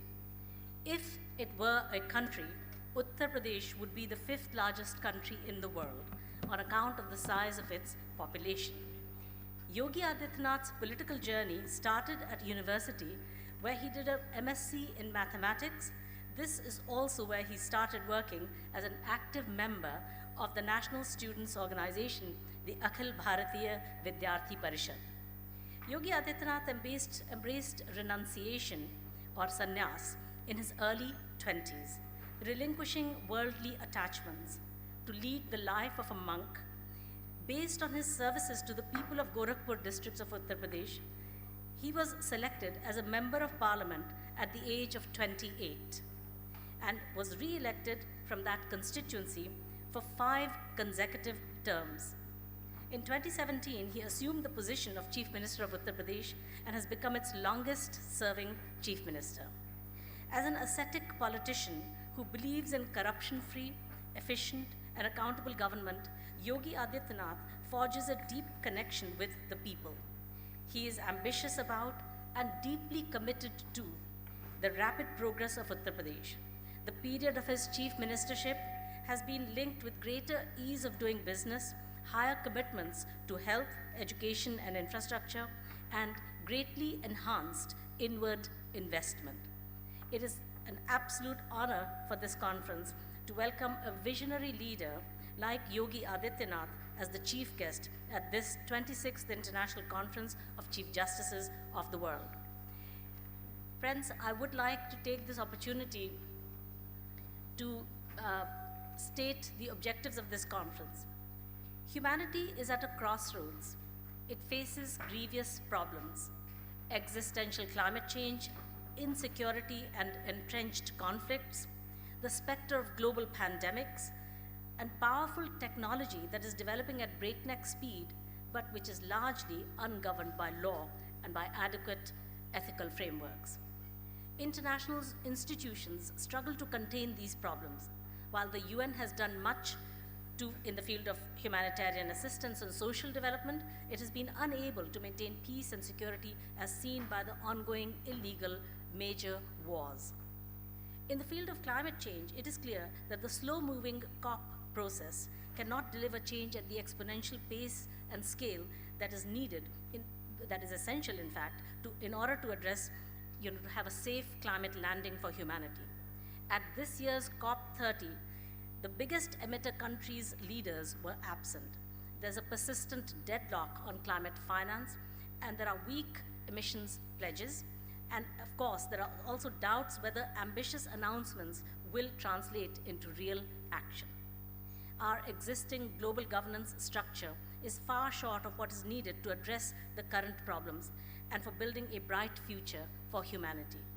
Even the UN's own Pact for the Future last year recognized that, and I quote, "Today, our multilateral system constructed in the aftermath of the Second World War 80 years ago is under unprecedented strain," unquote. A major lacuna is the UN's outdated structure, especially the Security Council's veto power and the lack of representation for many regions. A second problem is the UN's chronic underfunding, with reliance on major donors. Institutional inertia also creates inefficiency. Another problem is the rise of mini-lateral groups such as the BRICS and G20, etc., which sometimes is felt divert attention from the UN's central role. But we have to have hope for our children. Children are the common present concern and the future hope of all peoples and nations. It is our intergenerational responsibility to bequeath to them a brighter and safer future. You might ask, why India? What does India have to offer? The father of our nation, Mahatma Gandhi, had said, "A day will come when the world will approach India in its quest for peace, and India will become the light of the world." As my father said in his talk at this very conference in this very hall in November 2022, India has two important things to offer this troubled world about its governance. Firstly, the concept of Vasudhaiv Kutumbakam from the ancient Indian holy scriptures. This means that the whole earth is one family, meaning thereby that all who dwell on earth are our brothers and sisters. When India chaired the G20 meetings, the motto chosen was "One Earth, One Family, One Future." This motto is drawn straight from the Vasudhaiv Kutumbakam concept. If the world could draw inspiration from this rather spiritual approach to the relations of nations with each other, it would be likely to lead to more multilateralism and more collaboration. The second thing that India has to offer the world is the fairly unique provision in the Constitution of India about how the Indian state shall conduct its international relations with other nations. Article 51 of the Indian Constitution promises that the state shall endeavor to promote international peace and security, maintain just and honorable relations between nations, foster respect for international law, and encourage the settlement of international disputes through arbitration. These promised endeavors are indeed guiding lights for the conduct of nations. Peoples and nations long for peace, and there is a growing awareness of the need for effective global governance to bring peace. For building an effective global governance architecture that has relevance, legitimacy, and the trust of the nations, it is essential to review the United Nations Charter, which was made 80 years ago and has not changed, even though the needs of the world have changed. There is a momentum building for a review of the UN Charter, despite the reluctance of some historically privileged nations who may want to preserve the status quo. The Pact for the Future last year agreed at the UN week in September 24, in its section 5 on governance says, quote, "We must renew trust in global institutions by making them more representative of and responsive to today's world." Last year, a major document was published by the Global Governance Forum titled "A Second United Nations Charter, Modernizing the United Nations for a New Generation," which proposes a major modernization of the United Nations to reflect 21st century realities. This document suggests deleting outdated text, strengthening human rights, and embedding environmental protection. It adds a World Parliamentary Assembly for democratic legitimacy. It also proposes a standing United Nations Peace Force, a reformed ECOSOC, and it gives the ICJ, the International Court of Justice, more compulsory jurisdiction. Finally, it suggests innovative UN financing and regular charter review in order to keep the system dynamic rather than ossified in time. Dr. Augusto Lopez-Claros, President of the Global Governance Forum, is present here at this conference, as are some other co-authors of this document. This year, on the sidelines of the United Nations Week, a new movement was formed called Article 109 Coalition, which aims to gather momentum for convening a UN Charter Review Conference by 2030. India, Brazil, and South Africa have also declared their support for charter review. This conference that we're at in the next 2.5 days will hear more about and debate the proposals for the review of the UN Charter, which will include specific suggestions on the UN and on its structure. Friends, at the end, I would just like to say that youth can move the world. And the 16-year-old Greta Thunberg and her Fridays for Future appeal attracted huge support among the youth globally. And as such, she did much to highlight climate change and to put it on the national and global political agendas. Discussions about the future of the international order must involve the generality of humankind, including the youth, rather than being left to the world leadership, political leadership alone. Broad participation will raise awareness of world citizenship and increase support for an international order. I would like to end by expressing again our profound gratitude for the presence here of Honorable Yogi Adityanath ji, our popular Chief Minister of the great state of Uttar Pradesh. Thank you so much for listening.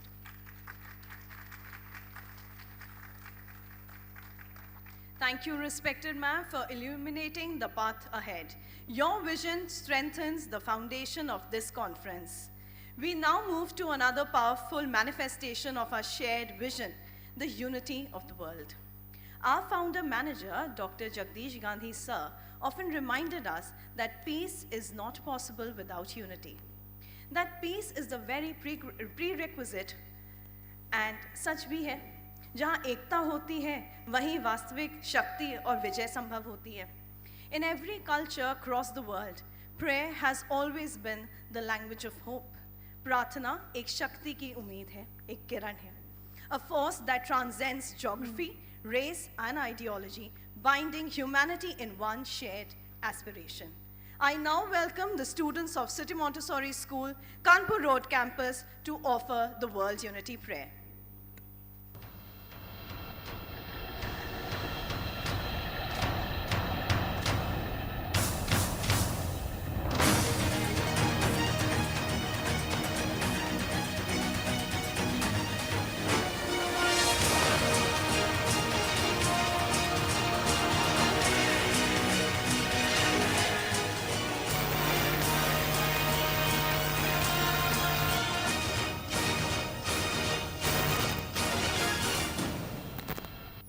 Look around us. The smoke is not a campfire.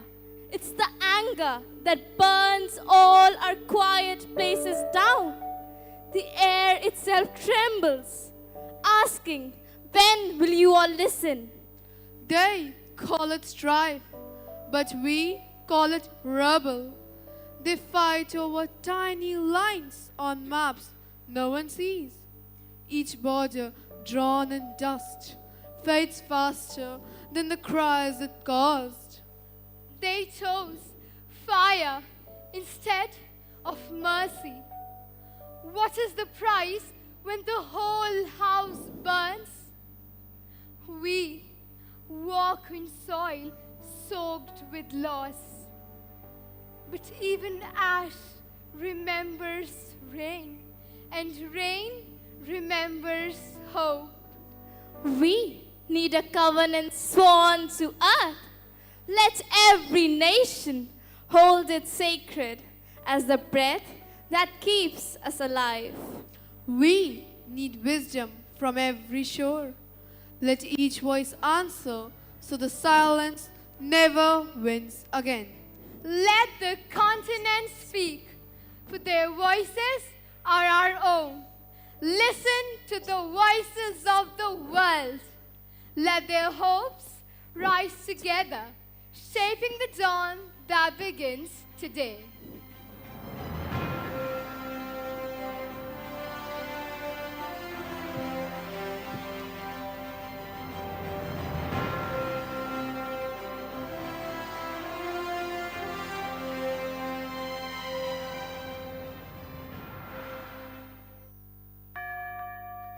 Between oceans wide and plains unending, my voice still seeks its truest meaning. King dreamed of justice that walks beside freedom, not behind it. He showed me that progress without equality is only another chain. Governance to me is freedom made accountable. That same dream sat on Rosa Parks, who taught movement through stillness.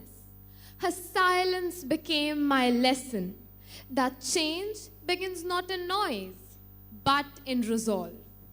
Together we keep her promise, step by step towards the light. We pray for North America, may unity prevail on earth.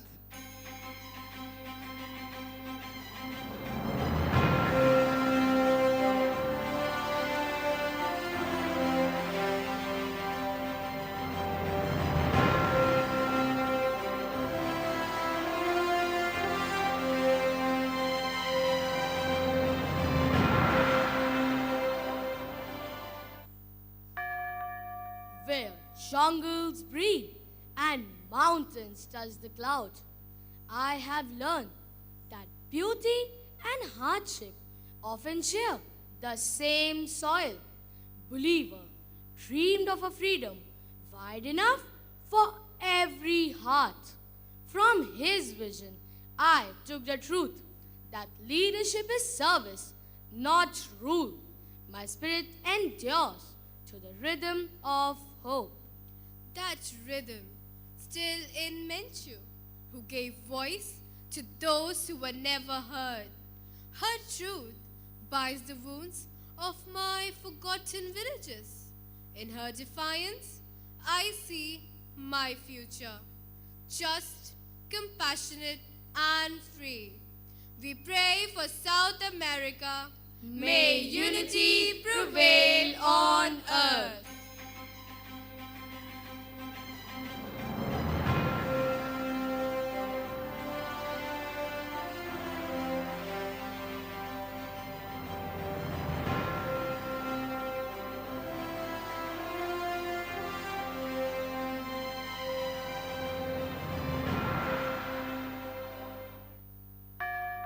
Where the sea and the sky meet without an end. My story moves with the tide. Somare led with calm conviction, teaching me that freedom begins in belonging. His voice still drifts across the islands, reminding me that leadership is stewardship. I must guide what the ocean entrusts to me. That promise deepened through Cooper, who marched for dignity step by step. Her courage became the thread that bound my islands together. Now, from every shore, one song rises, steady, bright, unbroken. We pray for Oceania, may unity prevail on earth.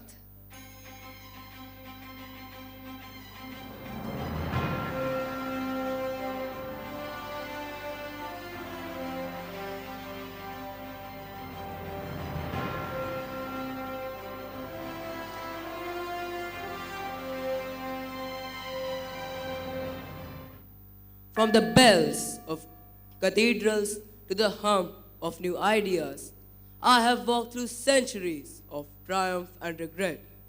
Monet dreamed that peace could be built, not demanded, a promise woven from cooperation, not conquest. Through his vision, I began to understand that unity is not born of victory, but of trust rebuilt. My strength is no longer in empire, but in empathy. That empathy found light in Curie, who turned discovery into healing. Her pursuit of knowledge taught me that wisdom must serve, not dominate. From ashes and inventions, I rise again, humbler, wiser, whole. We pray for Europe. May unity prevail on earth.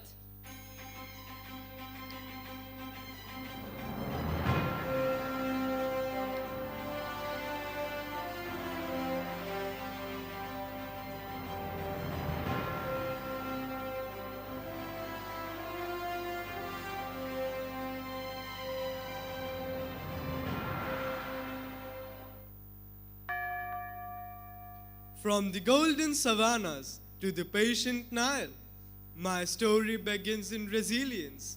I have known chains and fire, yet I still rise to forgive. Mandela taught me that freedom is born from patience, not revenge. Through struggle and song, I have learned the rhythm of endurance. From that endurance grew the courage of Mathai, who planted hope as trees. Her roots reminded me that true healing begins in the soil and the soul alike. Now, when I breathe for every child yet to come. We pray for Africa. May unity prevail on earth.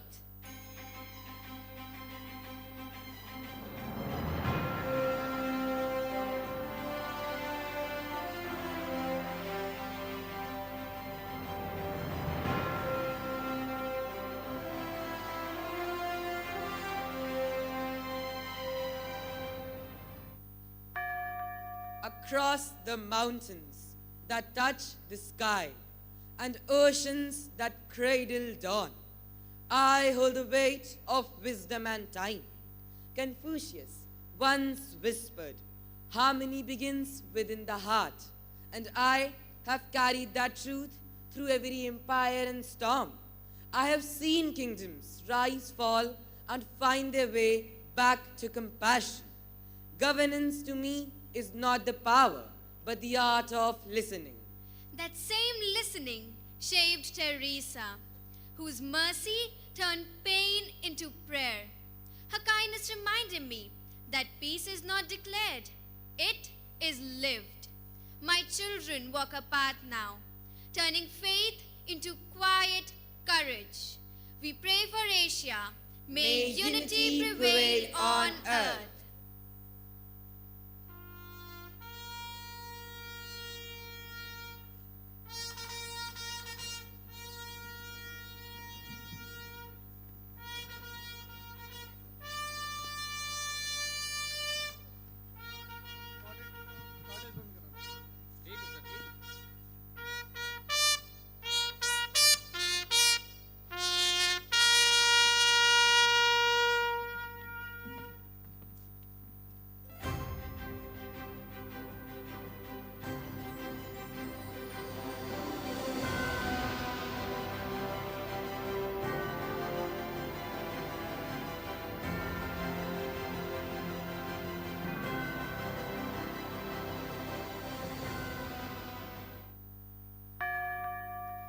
From deserts to oceans, from high peaks to deep rivers, the nations of the world stand together in one accord.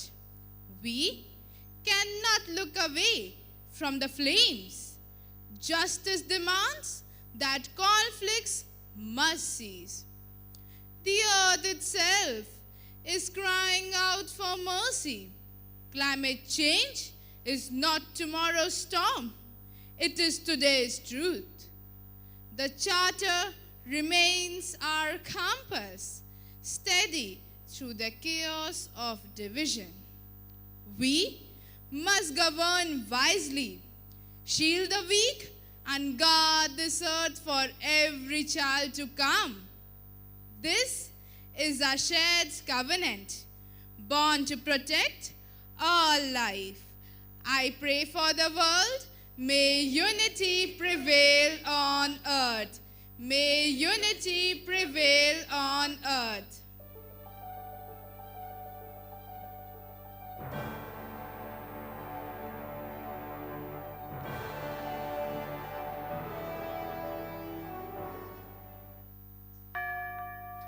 I'm not one land, but the whole earth's face. Not one person, but the human race.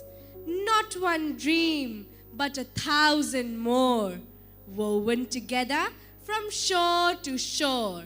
I'm the covenant, sworn to the just, the vow unbroken, the guardianship trust. Children are my heralds, born of dawn and change. They hold tomorrow in hands, unscarred and bright. We pray for the world. May unity prevail on earth. May unity prevail on earth. May unity prevail on earth.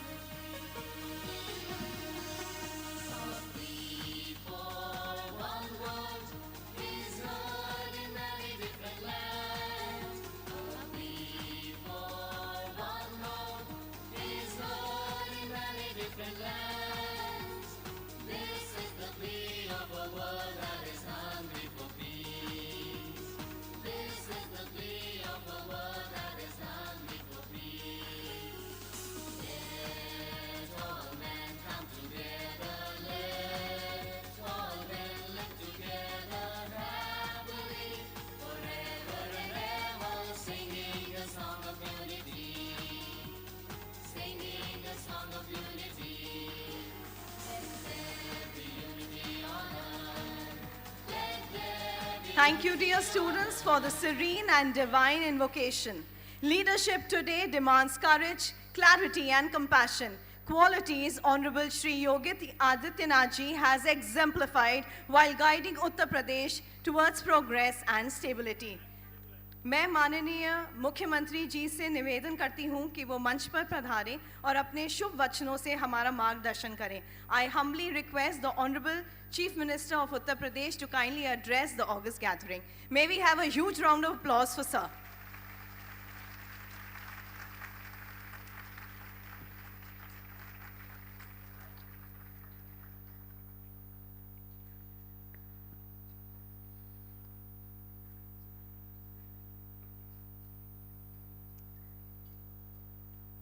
International Conference of Chief Justices of the World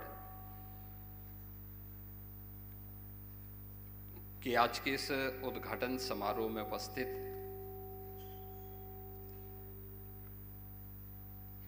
former president Croatia honourable स्टेपन message, former Prime Minister Lesotho, Honorable Dr. Pakilitha B. Meselili,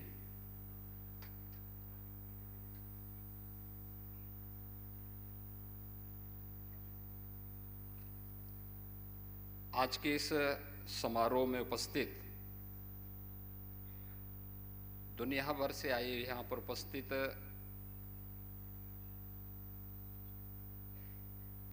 मुख्य न्यायाधीशगण, उपमुख्य न्यायाधीशगण, न्यायाधीशगण और present and farmer राष्ट्र प्रमुखगण, CMS के संस्थापक निदेशक doctor Bharti Gandhi ji, city Montessori school के अध्यक्ष डॉक्टर रॉजर किंगडन, सीएमएस के प्रबंधक प्रोफेसर गीता गांधी किंगडन और यहाँ पर उपस्थित सभी माननीय अतिथिगण, मैं सबसे पहले इस प्रतिष्ठित सम्मेलन में उपस्थित आप सभी अतिथियों का देश की आबादी के सबसे बड़े राज्य उत्तर प्रदेश की राजधानी में आगमन पर उत्तर प्रदेश सरकार और उत्तर प्रदेश के नागरिकों की ओर से हृदय से मैं स्वागत करता हूं, आप सबका अभिनंदन करता हूं।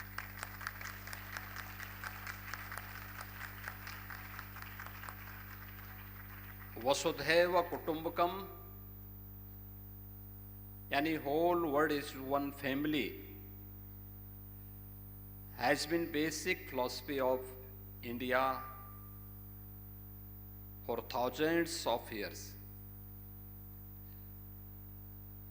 यानी भारत हजारों वर्षों से पूरी दुनिया को एक परिवार के रूप में मानता रहा है।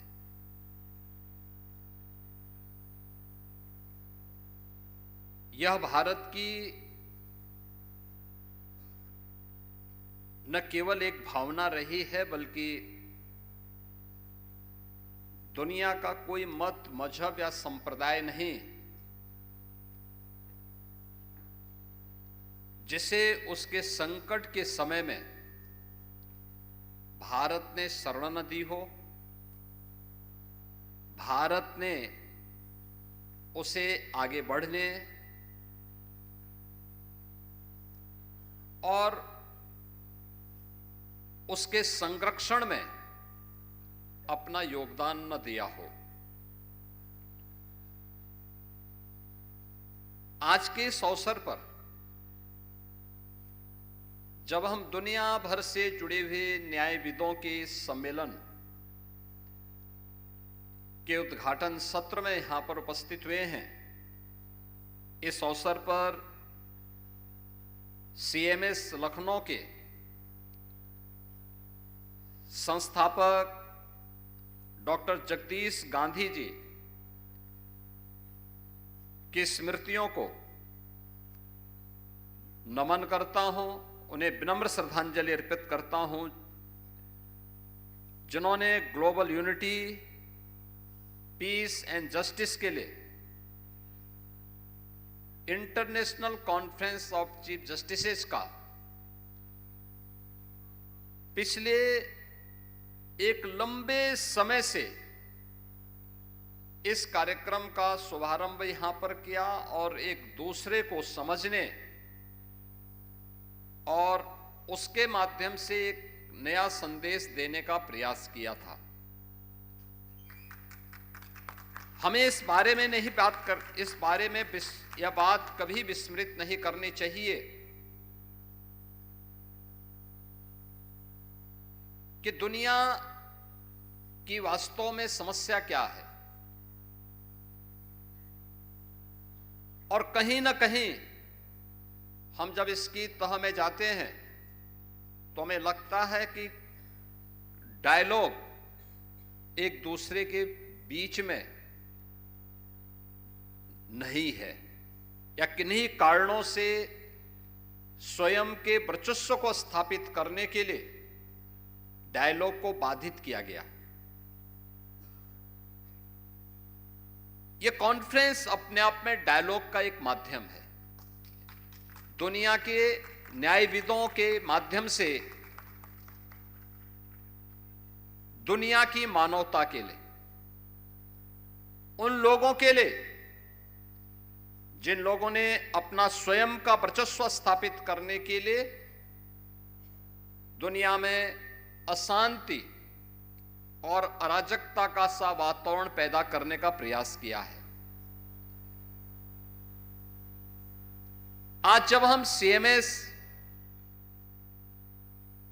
के इस प्रतिष्ठित प्रांगण में इस मुद्दे पर विचार करने के लिए एकत्र हुए हैं,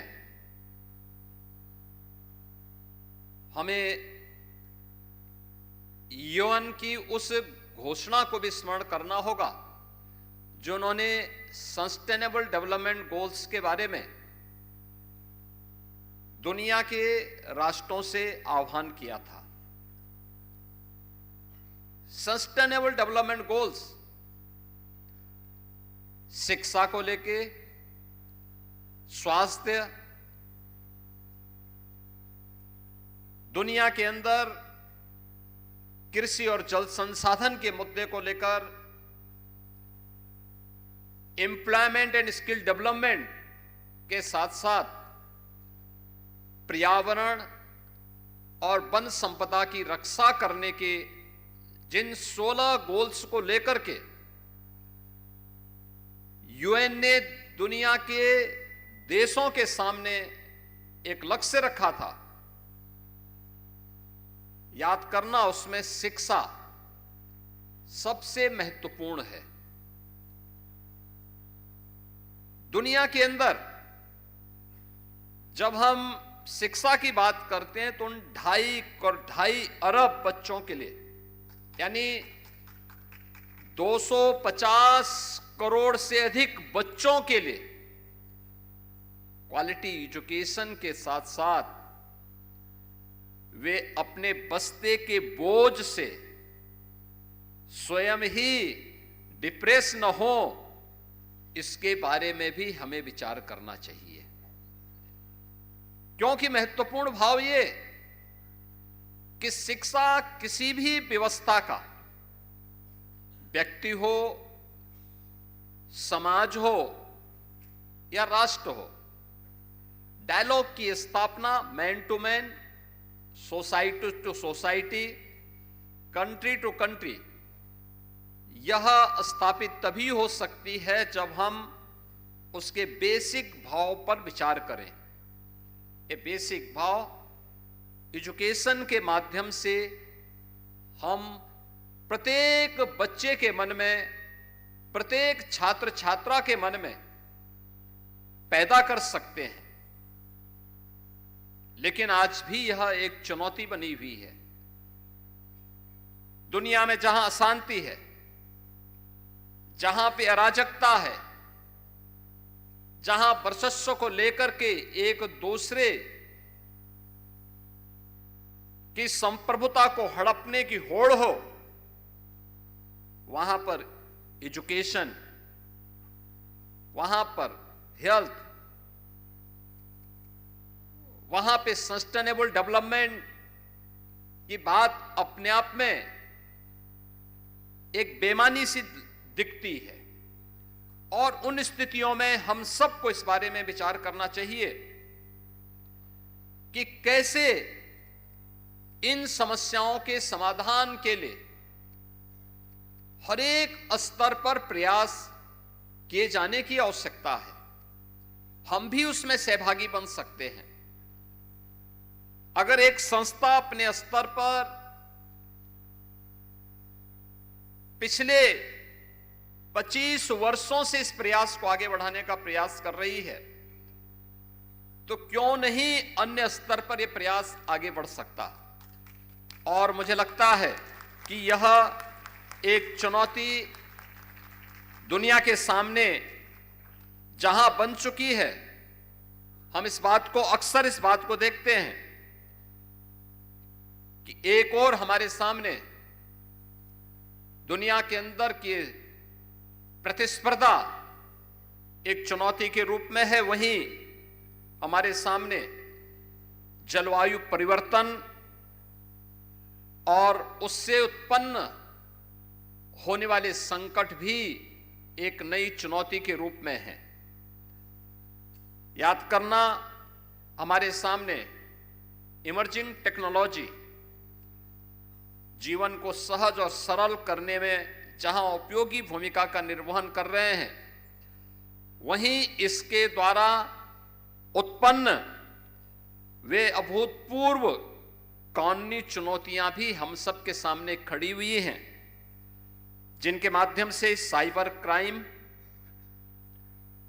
डेटा चोरी के और अन्य तमाम प्रकार की एक नई समस्या दुनिया के सामने खड़ी हुई है।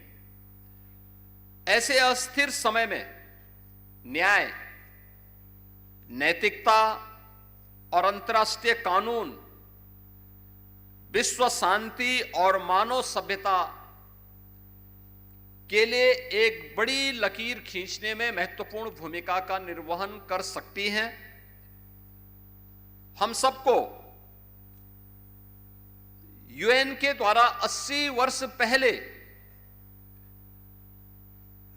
जिन बातों को उन्होंने घोषणा की थी, उस पर एक बार फिर से विचार करना चाहिए, जो उन्होंने उस समय की दुनिया के बारे में कहा था कि दुनिया को अब एक अधिक न्यायपूर्ण, समावेशी और जवाबदेह वैश्विक प्रणाली की आवश्यकता है। और 80 वर्ष पूर्व किए गई इस घोषणा की सार्थकता आज भी उसी रूप में बनी हुई है। आज हमारी आवश्यकता है कि हम केवल उन पुरानी बातों तक सीमित न रहें, बल्कि आज की उन ज्वलंत समस्याओं के बारे में भी हमें विचार करते हुए जलवायु परिवर्तन, साइबर सुरक्षा, स्वास्थ्य के संकट, वैश्विक आतंकवाद जैसे मुद्दों पर भी मुखर होकर के यूएन जैसे प्लेटफॉर्म का बेहतर उपयोग करना चाहिए। एक ऐसे व्यवहारिक और उद्देश्यपरक गठबंधन को जो और भी प्रभावी हो सके, इसे आगे बढ़ाने की आवश्यकता है। इसके बारे में हमें भारत की उस प्राचीन व्यवस्था पर विचार जरूर करना चाहिए, जहां पर हमने इस पूरी व्यवस्था को 5 अव्यय पर आधारित मान करके पृथ्वी, जल, तेज, वायु और आकाश, इन सब की उपासना को इसका आधार मान करके भारत की परंपरा ने सदैव इसे अपने जीवन का हिस्सा मान करके इनकी पवित्रता को, इनकी सुरक्षा को और इनके संरक्षण को सदैव प्राथमिकता दी। और दुनिया के लिए वर्तमान में जलवायु परिवर्तन की चुनौती हो या फिर इसके माध्यम से उत्पन्न उन वैश्विक संकट के समाधान का रास्ता भारत की उस सोच के माध्यम से समाधान का एक रास्ता निकाल सकती है। हमने इस युग की सबसे बड़ी महामारी कोविड महामारी को दुनिया ने झेला है। याद रखना, एक पुरानी कहावत है कि अगर कोई व्यक्ति कहीं पे आग लगी हो और उससे अपने को निश्चिंत पाता है, तो अगर आज दूसरे के घर में आग लगी है और आप उससे स्वयं उत्साहपूर्ण तरीके से और उमंगपूर्ण तरीके से निश्चिंत होकर के सो रहे हैं, तो ये मान करके चलिए कि कल वह आपको भी अपने आगोश में ले सकती है। दुनिया आज जिस चुनौती से जूझ रही है, चाहे वह जलवायु परिवर्तन का हो, साइबर सिक्योरिटी का हो या फिर आतंकवाद का हो, अगर कोई भी देश या कोई भी समाज इन सभी मुद्दों से आंखें बंद करके दुनिया की मानवता के सामने संकट खड़ा कर रहा है, तो ये मान करके चलें कि यह संकट उसको भी एक दिन अवश्य निगलने का कार्य करेगा जो आज दूसरों के लिए संकट खड़ा कर रहा है। कोविड जैसी महामारी ने इसके सामने, हमारे सामने उन बातों का उल्लेख किया है कि आज की कोई भी समस्या केवल एक देश की समस्या नहीं, ये दुनिया की समस्या होती है और दुनिया को ही मिलकर के इसके समाधान का मार्ग भी निकालना पड़ेगा।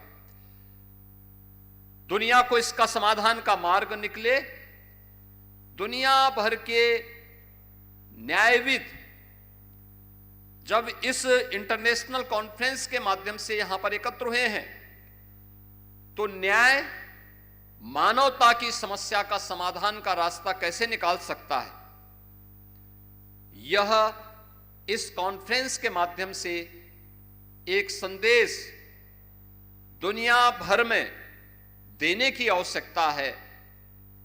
न्याय न केवल समता का बल्कि प्रत्येक नागरिक की सुरक्षा का, उनके स्वावलंबन का और उनके उन्नत भविष्य का आधार बनना चाहिए।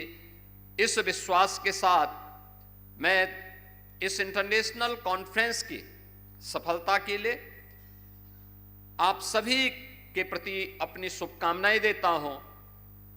दुनिया भर से आए हुए जितने भी हमारे पूर्व राष्ट्राध्यक्षगण हैं, न्यायविद हैं और अन्य हमारे सम्मानित अतिथिगण हैं, मैं उन सब का एक बार फिर से इस कॉन्फ्रेंस में हृदय से स्वागत करता हूं, अभिनंदन करता हूं और विश्वास करता हूं कि यह सम्मेलन जो भी यहां पे आप लोग प्रस्ताव पारित करें, उसे यूएन तक पहुंचाने और यूएन के माध्यम से दुनिया भर में हम ऐसी कौन सी पद्धति अपनाएं जो शांति का, करुणा का, मैत्री का और यानी अगर कहें तो भारतीय संस्कृति के अनुरूप वसुधैव कुटुंबकम के इस भाव को फिर से पूरी दुनिया में मूर्त रूप से प्रस्तुत करने में सफल हो, इस विश्वास के साथ इस पूरी कॉन्फ्रेंस के प्रति मैं अपनी मंगल में शुभकामनाएं देता हूं। धन्यवाद। जय हिंद।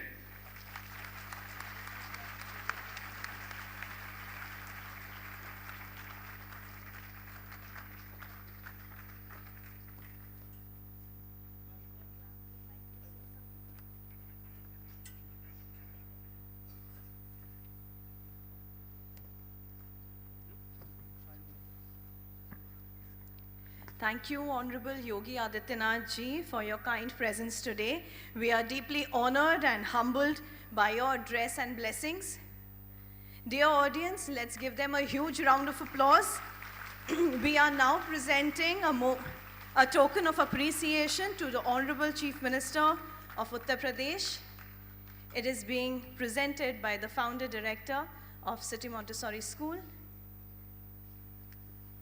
जो जन्मजात नेता होते जन जन पर शासन करते हैं, जनता उनके शुभ चरणों में श्रद्धा के फूल चढ़ाती है, कांटों पर खुद चलती है, पलकों पर उन्हें उठाती है। ऐसे हैं हमारे परम आदरणीय मुख्यमंत्री जी और हम उन्हें पलकों पर बिठाते हैं।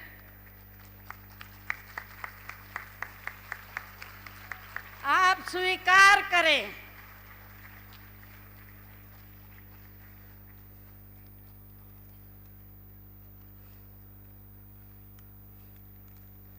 आदरणीय योगी जी को शायद ये पता होगा कि हमारे सब लोग बराबर सुन रहे थे जो आप बोल रहे थे, उनकी भाषा में यहाँ लगातार अनुवाद हो रहा था।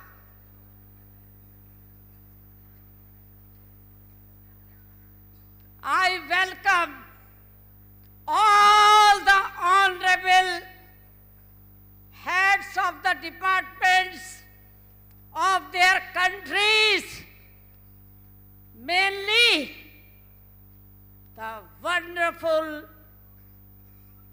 utmost believer in unity and peace of world.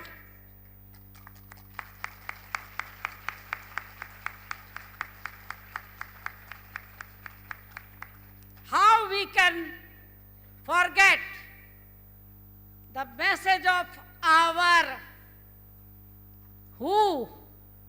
Mahatma Gandhi, who imagined the world government. He said that for solving the world problems, we will have to have a world government. Why we adopting the name of Gandhi forget this important thing? We tried to go to UNO. Dr. Kofi Annan, General Secretary of UNO,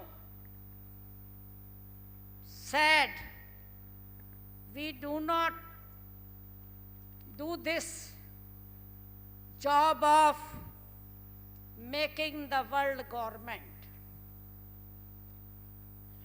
You go to it is you who can do it. Mr. Gandhi was told by Kofi Annan, it is you can do it by preparing your Prime Minister and all the Prime Ministers of the and Presidents of the world to propose this issue on the floor of the UNO. So you can do it. Then Mr. Gandhi, many of you must be knowing, Justice Sherif and all my honorable, most respected milords, that he wrote to all the presidents and all the prime ministers of that time. None of them replied, except two. One was our Prime Minister, Mr. Atal Bihari Vajpayee, replying, saying, yes, we will try. Because he was very, very prominent poet. He used to say, हम जंग न होने देंगे, हम विश्व शांति के साधक हैं, हम जंग न होने देंगे. So he replied immediately, I shall try. Another most honorable president of Slovakia, he replied, he also said, I will also try. Okay? But nothing happened. We were so much puzzled. We means my husband, not me. So what happened? There was a dacoit of Scandalwood in South India. Veerappan, he kidnapped one of the honorable ministers from the Tamil Nadu state. Madam Jayalalitha was the chief minister. So she said, look, you release my minister. He said, okay, you release my 50 criminals, my friends who you have put in your jails. She agreed. What a judge will say? A man, simple man like this, filed an appeal in the Court of Honorable Supreme Court in the presence of you Honorable Judiciary, and they passed the order.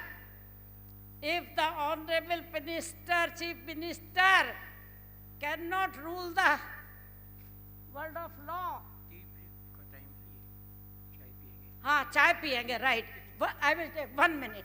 Will you allow 1 minute, sir? Yes, half a minute, okay. I have to finish. All right. So what happened? What happened? If the Honorable Chief Minister cannot rule, like, as you say, she should resign. Oh, Mr. Gandhi got the way out. And in 2000, not 19, 2000, he came and he requested, he bowed his head to the judiciary in India. They appreciated, and then this Chief Justice's Conference of the World was started in 2000, and now it is 2025, and you are having the 26th conference. God bless you and make the world free of crime and bring peace in the world. Wish you all the best. Do something for us, please.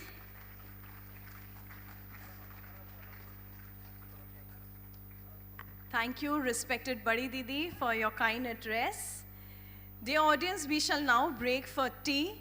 I request all the protocol officers to kindly come in front and escort your guests to the lounge area.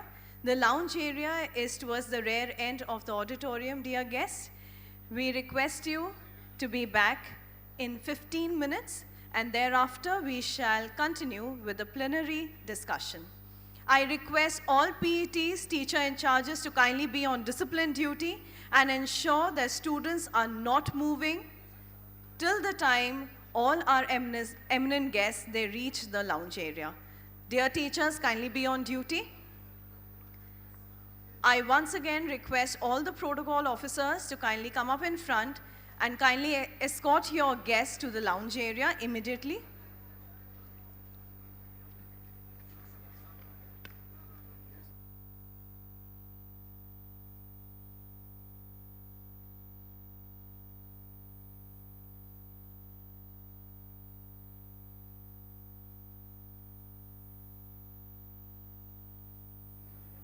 Can we please vacate the aisles so that the eminent guests can move towards the lounge area?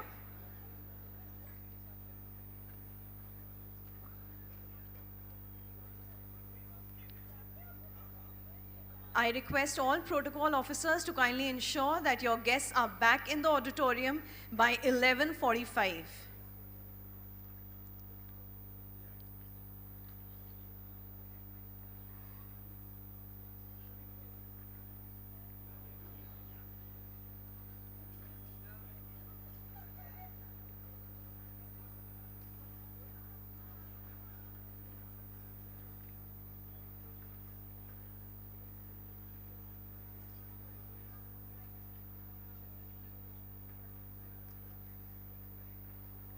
Dear protocol officers, kindly ensure that you're escorting your guests to the lounge area.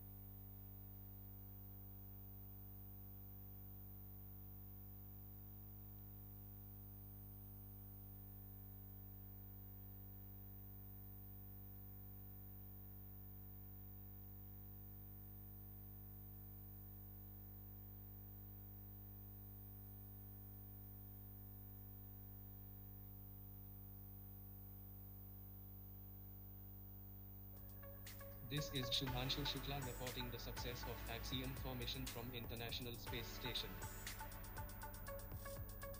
Astronaut number 634, Group Captain Shubhanshu Shukla is back to home.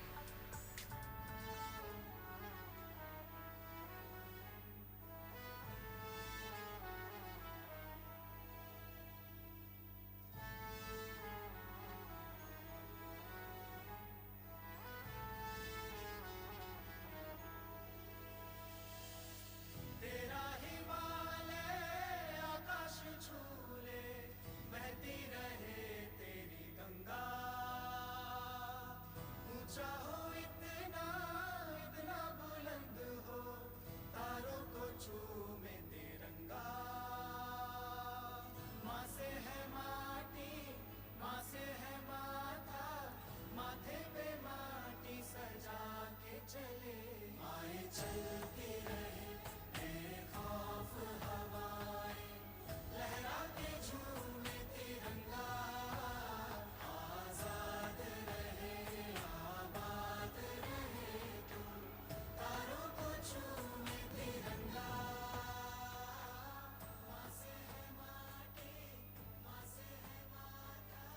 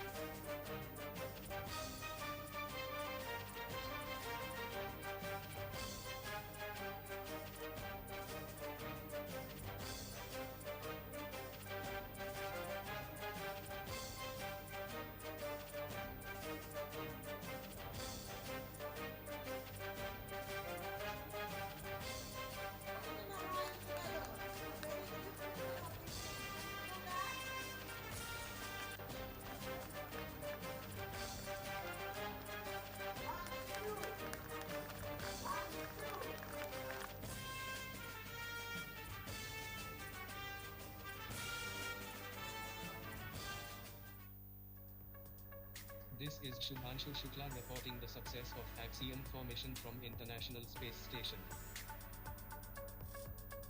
Astronaut number 634, Group Captain Shubhanshu Shukla is back to home.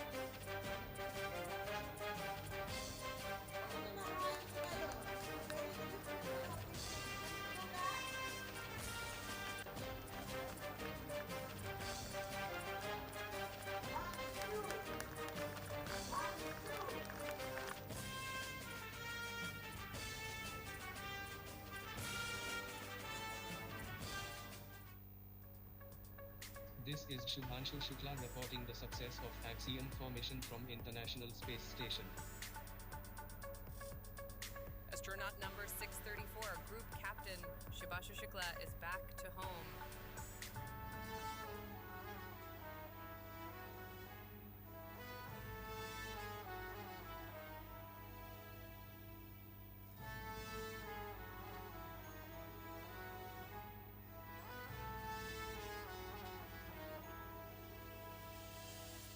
तेरा हिमालय आकाश छूले बहती रहे तेरी गंगा ऊंचा हो इतना इतना बुलंद हो तारों को छूमे तिरंगा माँ से है माटी माँ से है माथा माथे पे माटी सजा के चले आए चलती रहे बेखौफ हवाएं लहराते झूमे तिरंगा आजाद रहे आबाद रहे तुम तारों को छूमे तिरंगा I request all the students to kindly be seated. Dear protocol officers, please ensure that your guest is back in the auditorium. And I request all the students standing right in front of the stage to kindly take their seats. It was the first time that the flag of India went on top of the Space Needle other than the flag of the United States. So it was one of the most memorable Independence Day celebrations we have had in Seattle. And I also want to acknowledge here if Jonathan Grenoff, our dear friend, is around. Yes, he was there, witness to that spectacle in Seattle when we had done that. Well, why I showed you that is just to let you know, and I'm primarily here to address the students who are present here today, is that I have a firm belief that I have been able to navigate the last 30 years of the professional field only because, in my view, of this bearings and the education that we have got in the City Montessori School. To me, it prepares you for all the challenges at life. It not only gives you the basic skill tools of knowledge education, but in my view, it makes you fundamentally more humane and a global citizen. It prepares you for the journey ahead with the approach that you've all heard today of the world being one family and trying to make your best possible contributions to it. I myself would not have been in the Foreign Service if the school had not sent me in 1995, 30 years back, to a UNESCO conference in Singapore to represent the school at that point of time. It was my first international domestic plane travel. And at that point of time, as a 11th class student, I got to rub shoulders with some of the best diplomats in Singapore. And it was then that we thought that what better vocation than to serve and speak for your country at the UN. It was the school that gave me that opportunity, and God willing, I was lucky enough to be able to make that threshold in the civil services. The other thing which I'm incredibly proud about the City Montessori School, and all the students and the teachers should also be, is the ability and constant motivation to dream big. Tell me which school in the whole of India or anywhere in the world does an international conference of all chief justices of the world for the last 25 plus years, year on year on year on year. Why does it do it? Bringing the best of the global judiciary.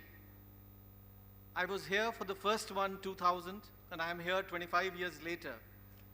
But I do believe that it was the vision of the founder, Dr. Jagdish Gandhi ji, who felt that this could lead to a better global governance structure that kept him going.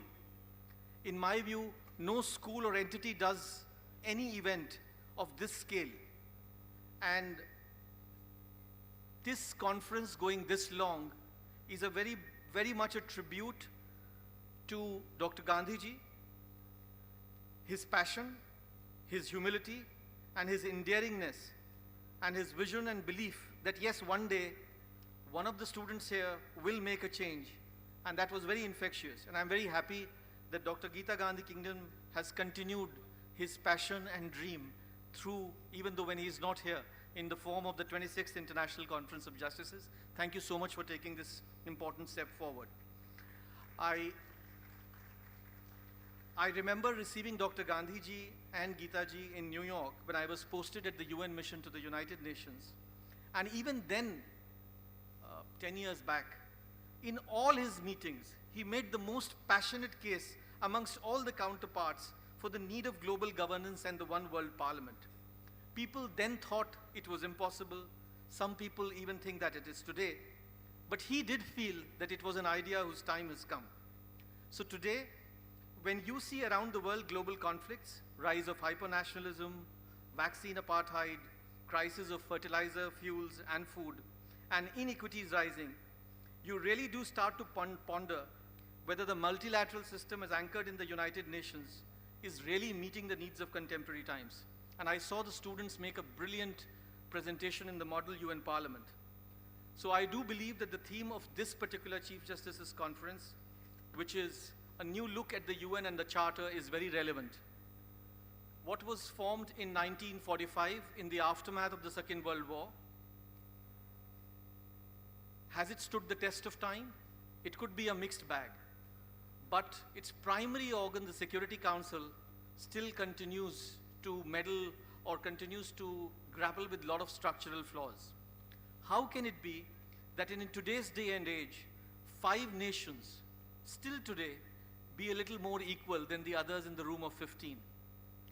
How can the UN Security Council even today, when it decides to list a global terrorist, be shrouded in so much secrecy that no reasons are given when terrorist listing requests are blocked?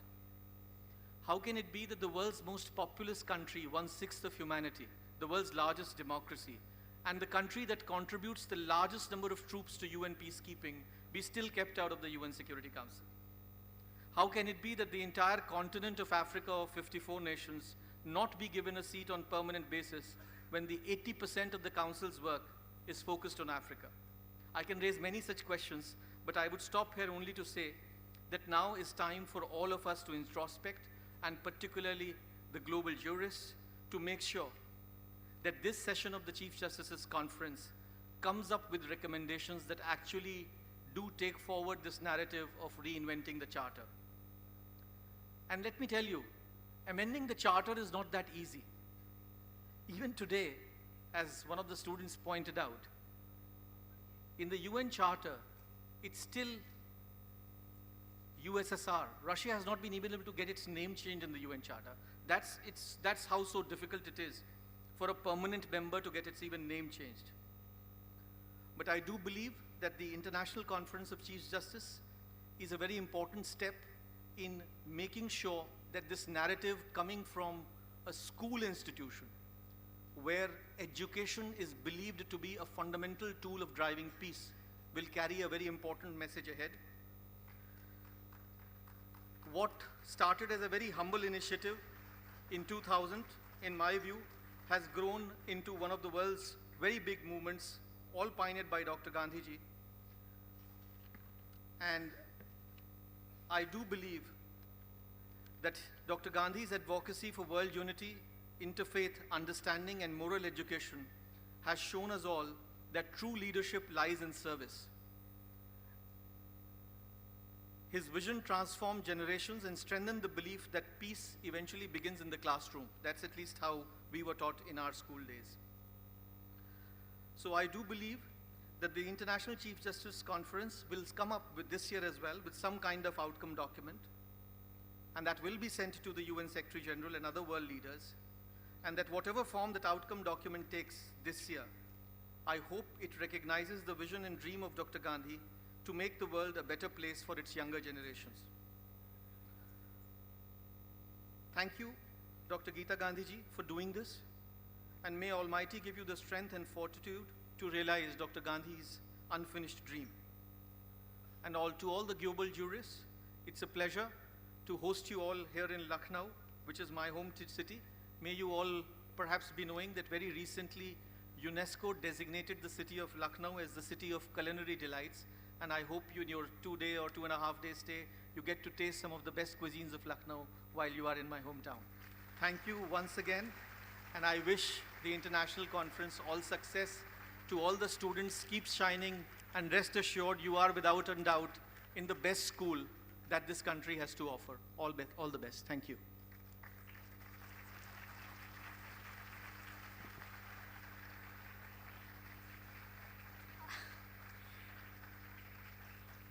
I can see how affectionately the students of CMS have received the talk by their own senior, a former student of City Montessori School, Mr. Prakash Gupta. He is a member of the Indian Foreign Services, and he is India's Consul General in Seattle, in the US.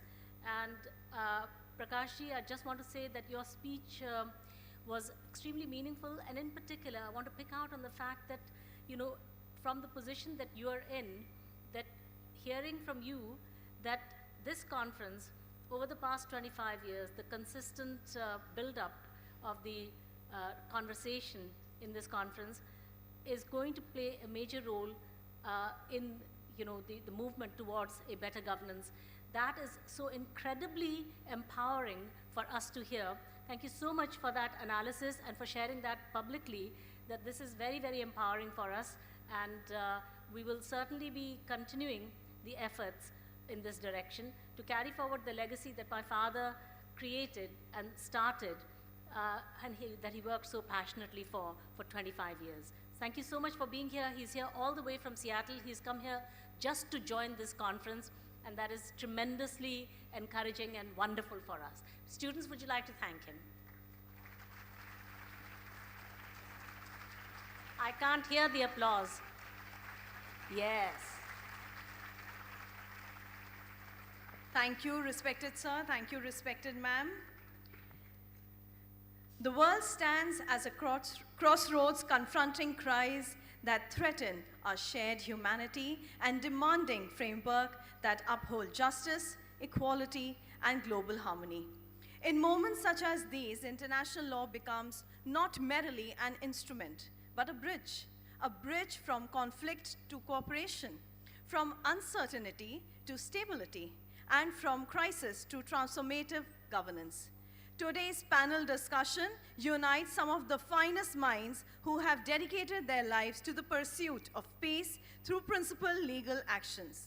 With profound honor, I welcome you to the next plenary panel discussion themed From Crisis to Transformative Governance, International Law as a Bridge. It is my honor to invite the moderator for the session, Mr. Jonathan Granoff, President of the Global Security Institute, USA, and Sir has been a steadfast voice for nuclear disarmament, human security, and moral governance for decades. The first panelist for the session, I now like to invite Dr. Joshua Lincoln, Senior Fellow at the Center for International Law and Governance at the Fletcher School, Tufts University, USA. He is widely admired for his scholarly depth and practical experience in multilateral diplomacy. The next panelist stands at the forefront of her vital work. Ms. Arti Siari, Chief of Mission of the United Nations High Commission for Refugee in India and at Maldives. Her leadership reflects empathy anchored in global policy and action grounded in human dignity.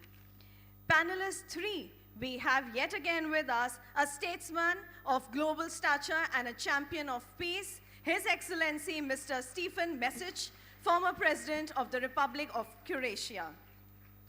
Panelist number 4, we have Honorable Mr. Justice Becky Maphalala, is the Chief Justice of UAT, renowned for his strong judicial leadership and commitment to upholding the rule of law. The 5th panelist for the session is His Excellency Ambassador Ebert Stevens, is Sierra Leone's first female engineer turned celebrated diplomat, former permanent representative to the United Nations in Geneva, and the senior UN official. May we give them a huge round of applause, please?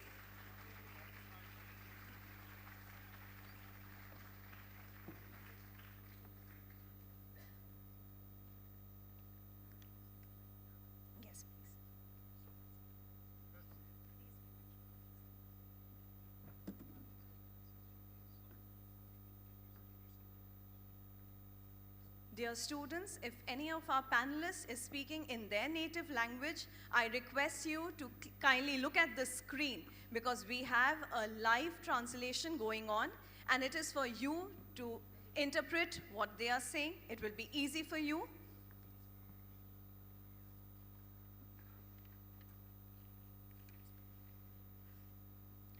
Over to our moderator, Mr. Jonathan Kranoff. Sir, could you please do the honors?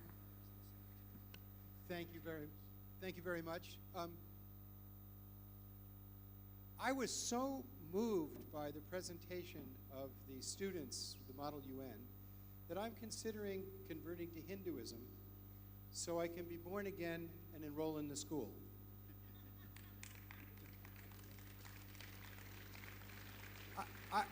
The level of enthusiasm, clarity of message, and mutual support amongst you is evidence of the true spirit that Dr. Gandhi evidenced in bringing the impossible into the possible.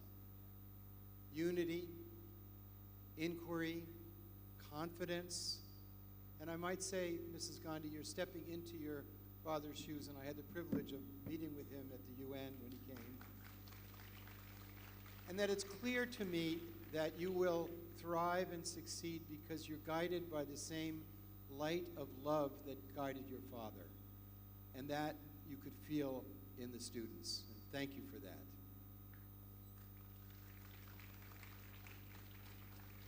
Well, I'm going to just say one very simple introductory remark. At every level of social interaction, peace is the goal and the way and is necessary. Om Shanti is the expression here. Salam is the expression in much of the world. But there's no peace without justice, and there's no justice without law, and there's no meaningful law without courts. And there's no meaningful courts without the free independence of judicial decision-making, holding people and institutions, including the states that create the courts, to accountability. Today's problems largely arise because we don't have sufficient judicial oversight, legal oversight, and accountability for major decisions that affect the world. For that reason, this panel is so incredibly important.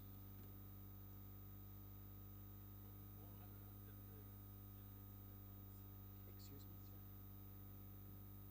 Okay.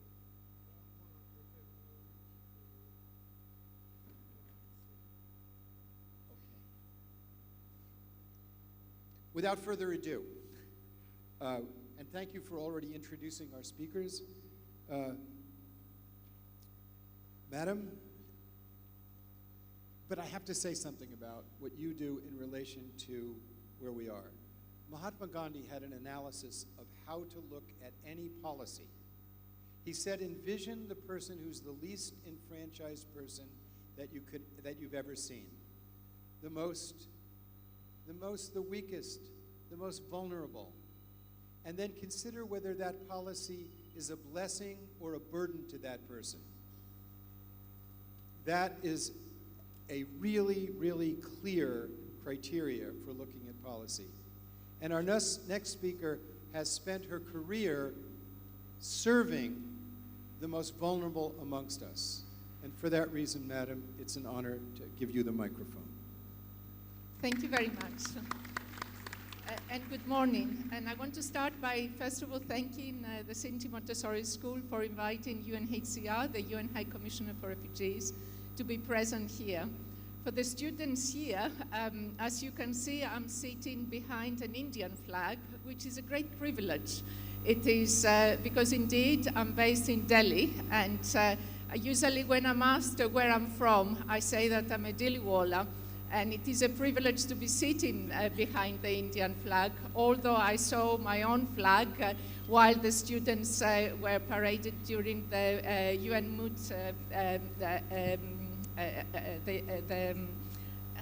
the UN Moot court. And it is the Greek flag because this is where I'm from. I will be speaking here. I'm someone who is not legally trained, so I will be speaking here not as a UN official, but rather as a humanitarian, because this is what I have done throughout all my life. And it is indeed, as mentioned by many of the previous speakers, this is a world in crisis that we are living in. It's a world of protracted conflict. To a certain extent, when we read the newspapers, it is a world of endless conflict. Conflict that does not seem that there is an end to it. It is a world where there are very high levels of inequality, high levels of poverty, and a world of continuous change due to climate change, but also developments with artificial intelligence. And it is a world, however, where quite often we seem to be increasingly more and more inclined to focus on what keeps us apart, rather than what brings us together. And this is why I feel so inspired by today's proceedings, because the discussions are bringing us together to look at issues that matter the most. And one of the issues that matter a lot for the world, that it is one of the defining features of the 21st century, is displacement. Every year, UNHCR, the UN Refugee Agency, issues a report in June on global trends of displacement. And the figures for this year is about 123 million displaced persons, most of them within their country of origin. However, about 42 million are refugees, people who have crossed international borders, fleeing for their lives and looking for safety and sanctuary until they're able to go back home. So displacement is indeed a defining feature, and the question is, what do we do about it? And here I would like to focus on the role of international law, and what I could say is that there is indeed a lot of law to draw from. There is various legal instruments, starting first of all with the mandate, the statute of UNHCR, which sets out the mandate of what the UN High Commissioner for Refugees does in terms of protections of solutions. And I should say that this is the year we are celebrating the 75th anniversary of UNHCR's mandate and the work of, it's not a celebration per se, but rather a year that we are marking the fact that the statute was adopted by the General Assembly. It's a year also that we are marking that displacement remains a key priority for us to address across the world.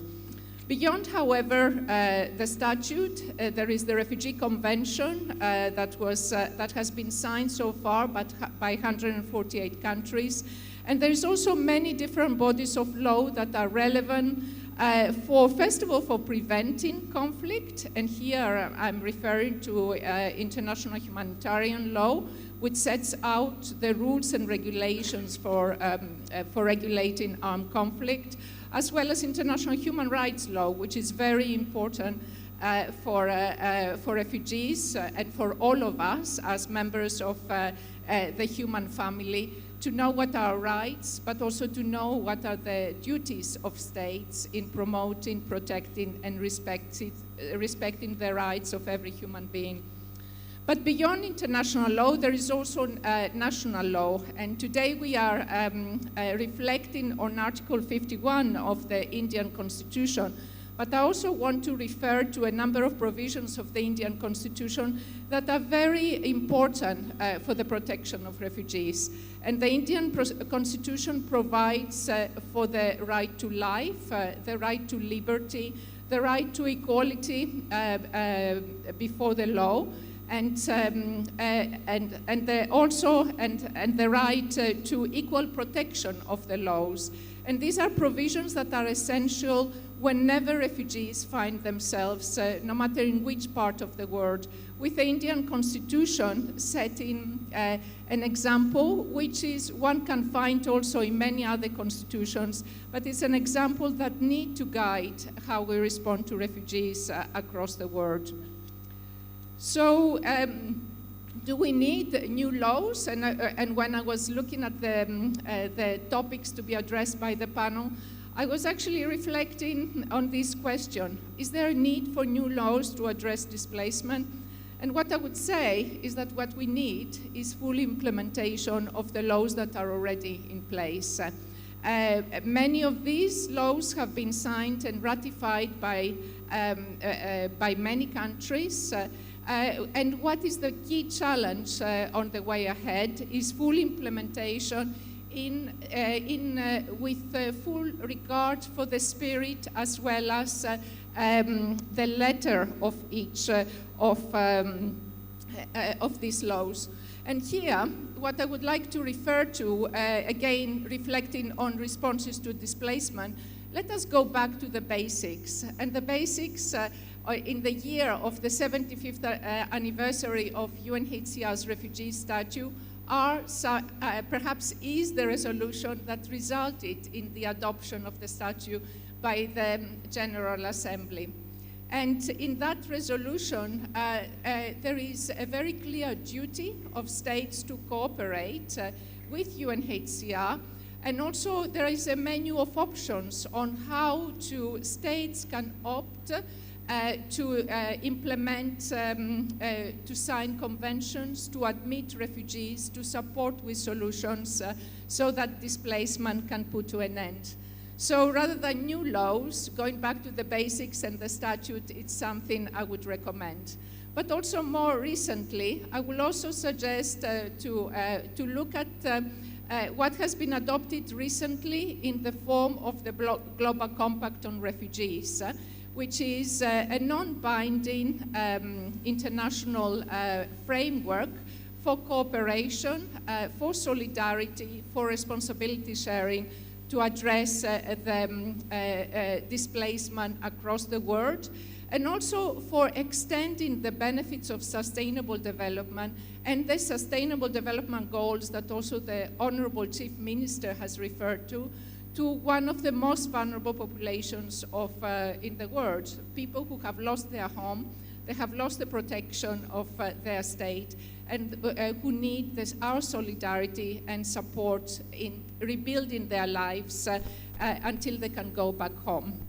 So I complete just perhaps by reflecting on the role of India and just listening to the students, to one of the students, the Indian delegate to the Model United Nations. She referred to India being the right place to reframe the debate. And I hope I'm not paraphrasing, I'm reflecting exactly what she said. And I think it is a good place to start a reframing of the debate. Many of the participants already, many of the speakers have referred to India's humanitarian traditions of Vasudhaiva Kutumbakam, the word is one family, but also another important tradition which in UNHCR we always refer to, which is Atiti Deva, Devo Bhava, which is the guest is God. And I think there are the humanitarian traditions here to continue dreaming big, which is one, as mentioned by Mr. Gupta, it is what the students are being taught in this school. So what I would say and how I conclude addressing to the students is keep dreaming big.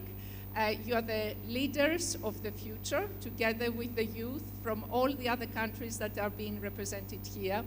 And we need your leadership to dream a different world where there is no displacement and where when people have to flee their home, they find the shelter that they need to rebuild their lives. Thank you very much.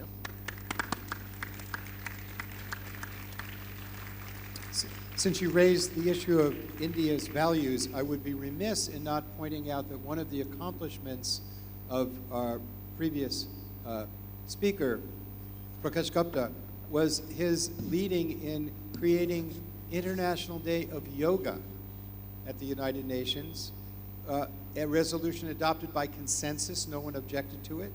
So June 21st of every year, and they point out that yoga is not just asanas, not just exercise, but it's harmony with nature, harmony with each other, harmony with the Creator, union, harmony leading to union, unity, one of the themes that our youth put forward. And I would be remiss in not pointing out in our audience is Dr. Huang, who has been instrumental in creating two other UN days that are appropriate for this meeting. One is April 5th of every year is United Nations Day of Conscience, which is an incredibly important value. And also creating a United Nations Day of Hope. But he always emphasizes hope in action is what matters. And so it's an honor to have two people in the audience who've created international days of value, because ideas matter. Ideas and values matter. And that's an appropriate introduction to our next speaker, who has dealt with ideas at the highest level as a senior fellow at one of the great international relations universities in the world, the Fletcher School of Global Affairs. He also was one of the leaders in the Baha'i community, bringing values into action, which is actually a very dynamic NGO at the United Nations system. One of the things they do, they have the most lovely conference room, and they make it available to almost the entire civil society community. And it's a service that they look for no thanks, no money, just to bring people together to talk about how we can improve the world. And he was instrumental in making that happen. He was also a senior officer at the Secretary General's office. So his experience is broad, deep, and meaningful. Dr. Lincoln, please. Thank you very much, John. Thank you so much.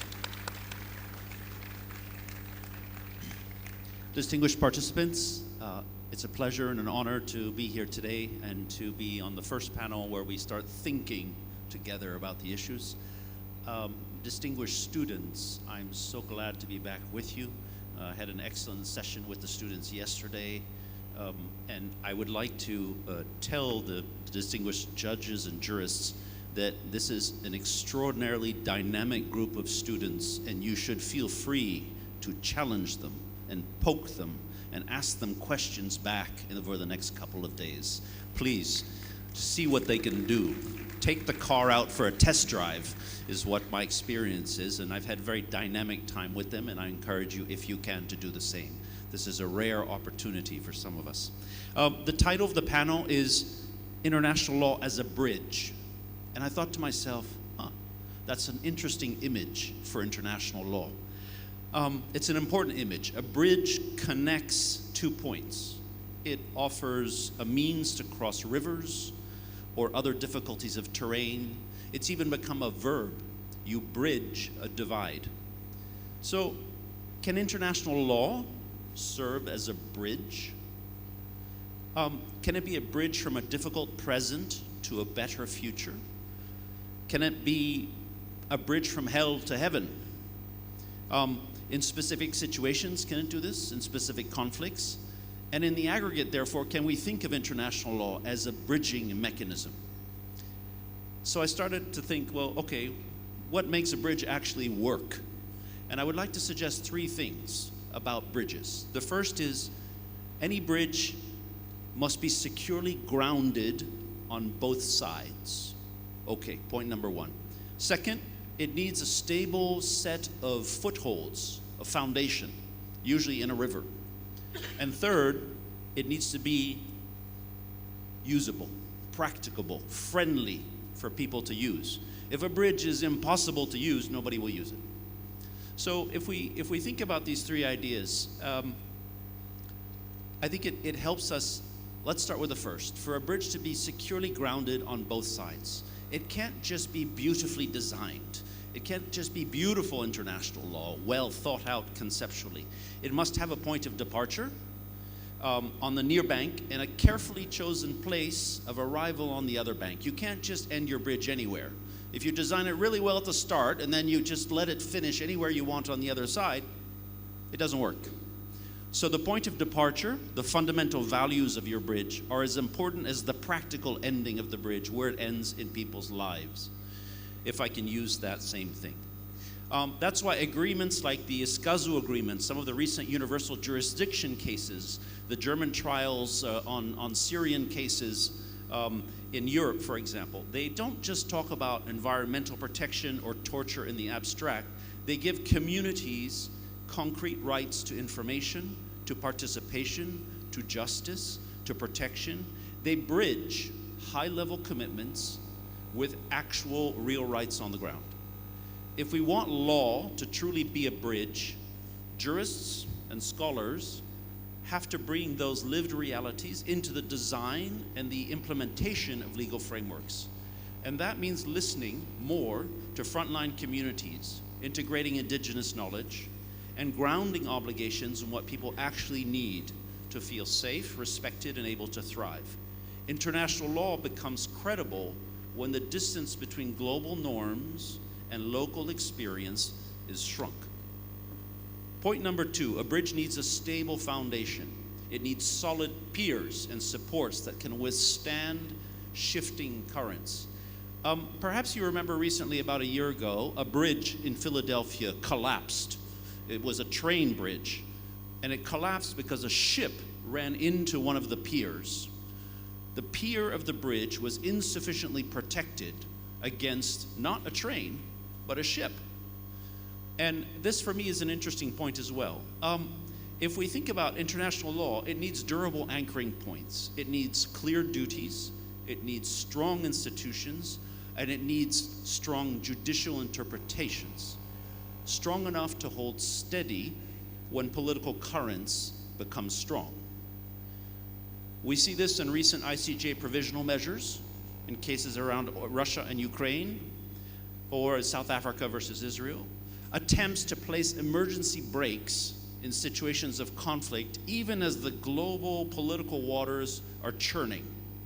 Similarly, if you look in the climate domain, you will see recent decisions by the International Tribunal on the Law of the Sea, or an advisory opinion of the ICJ, that are trying to provide new, sturdier legal foundations. They're turning vague expectations into concrete duties at a time of heightened contention around matters of climate justice and climate equity. Many of these individual decisions are contentious. One does not need to agree with any one of them to understand the value of having international law's voice, interpretations, and decisions be made more prominent at times of political turmoil. My third point is a bridge has to be usable. It can't be so steep or so arduous that people won't use it. I'm reminded of this every time I go through an airport. In my mind, as many of you traveled here, when I go through an airport, do I have to go upstairs or escalators? When I drag my suitcase along, is the ground smooth? Does it facilitate my movement, or is it painful? I have to drag my suitcase all the way through. These are the measures of usability. It's the same thing. International law must be, if we want it to be used, a bridge that is designed as downward sloping. It needs to be easy to use for people. It needs to be built with financing, with implementation support, with realistic pathways so that states and communities can actually use it. The High Seas Treaty does this. Negotiations on plastics and loss and damage finance are testing the boundaries of this right now, whether we can design legal frameworks that people can walk across, not just admire. Can the law be used? With that imagery in mind of the bridge, I want to make two more short points. We're in a moment of quiet judicial review, if not evolution, possibly revolution. in which courts are shaping the piers and the footholds of the bridge by clarifying obligations in real time. This is very interesting to watch. It's also very positive, even if it's uncomfortable. We're seeing treaty design become a justice mechanism where clarity and financing are becoming critical notions in determining whether a bridging, a law, a treaty can hold. And we're seeing civic mobilization. We're seeing the people use the bridge. Pacific Island students are pressing for ICJ climate opinions successfully, and elderly women in Switzerland, in the example of the Klima Signorinen judgment, are pushing for movements and outcomes that they seek. We have global movements on ecocide and fossil fuel phase out. All of these are happening at the same time. Ladies and gentlemen, I'll end here, but I think our shared task, if we can use these words, and I include the students in this because they're coming up quickly as the generation that will need to take on this work. Our shared task is not simply to design international law beautifully, but to build a bridge that is grounded, that is stable, and that is truly walkable for the people for whom it is designed. One that delivers justice, not just at the point of departure, but where it lands. Thank you very much. Thank you, Professor Lincoln. In very recent times, as the Cold War ended, there was the potential for, well, there was chaos, there was violence, there was terrible threat to its spreading in the former Yugoslav republics. So it took leadership to go from the dissolution to the evolution of secure states. The leadership in Croatia is an example that went from that chaos of dissolution to the stability now of a thriving, beautiful democracy. It's in no small measure due to the diligent, long-term, hard work of our next speaker, Honorable Stjepan Mesić, who served as the Prime Minister of the country, the Speaker of the Parliament, and then the President. So his extraordinary service in guiding from that chaos to stability merits our very serious attention. Thank you, sir. Excusez-moi. You want to translate what I said to him? Excusez-moi parce que je ne parle pas anglais, mon entreprise. Mais je connais le cours.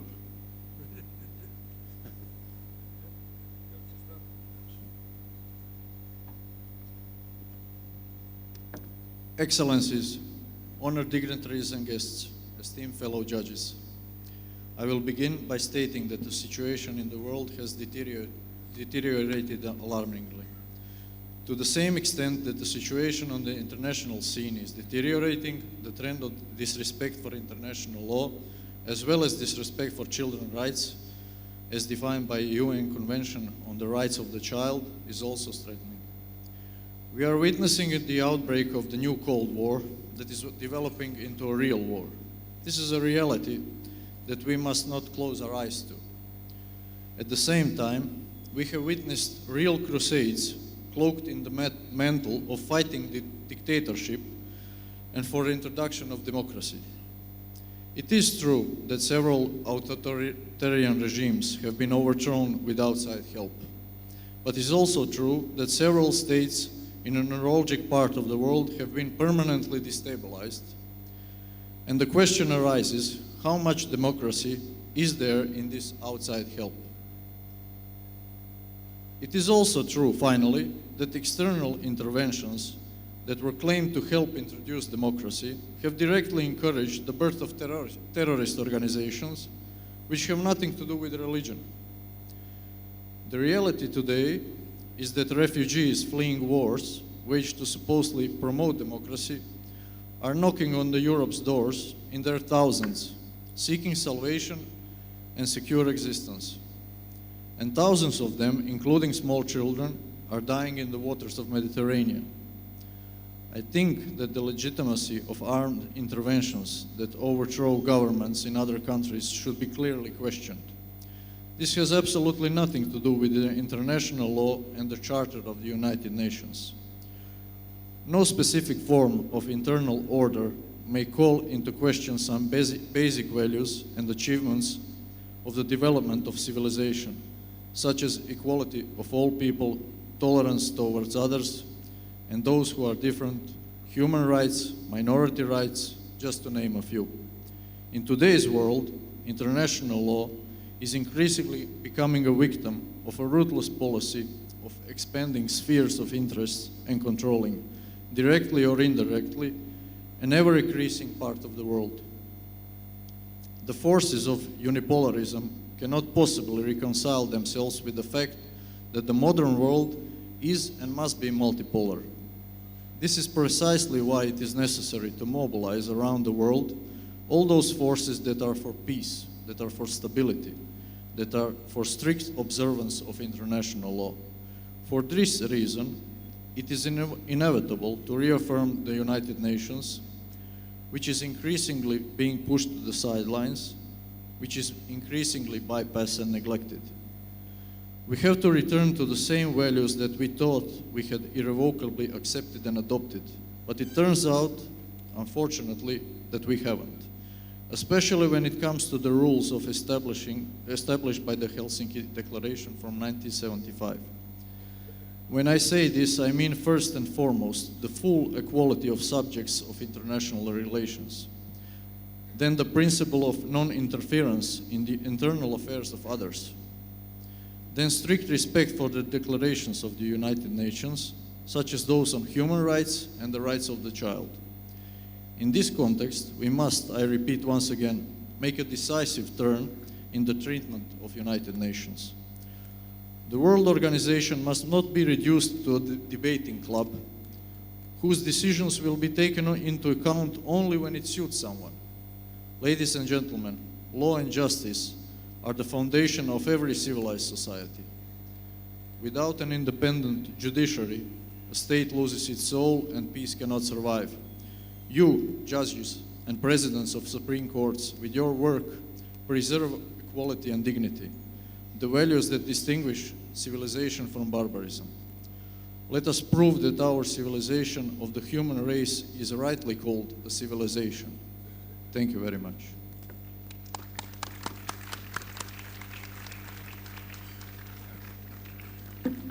Thank you very much, sir. Thank you. Our next speaker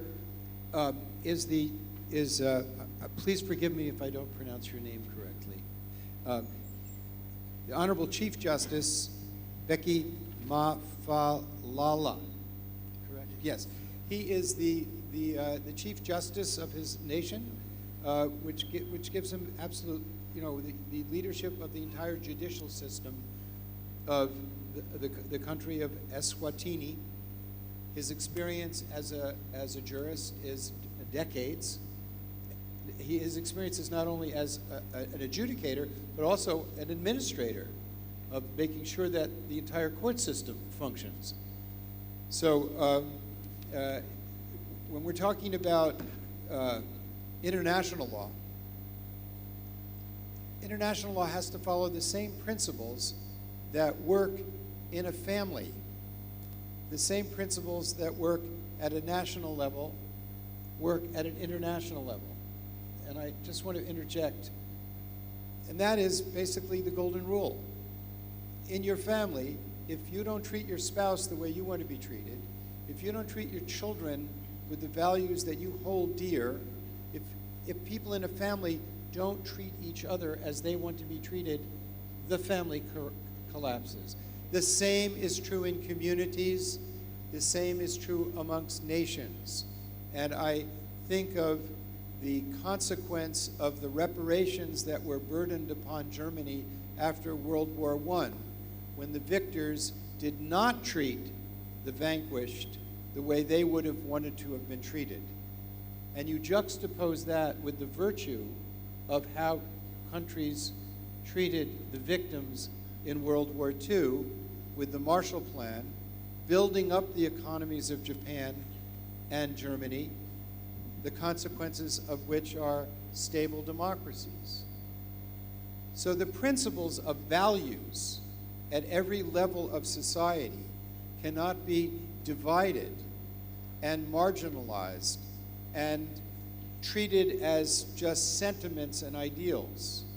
For justice and law to actually be successful, they have to be coherent with the values that people teach their children.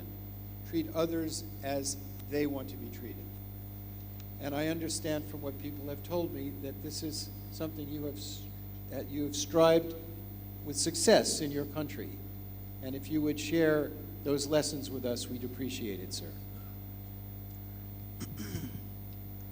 I would like to first extend my warm greetings to the Gandhi family, to the former presidents and former prime ministers present, to the teachers and students of CMS.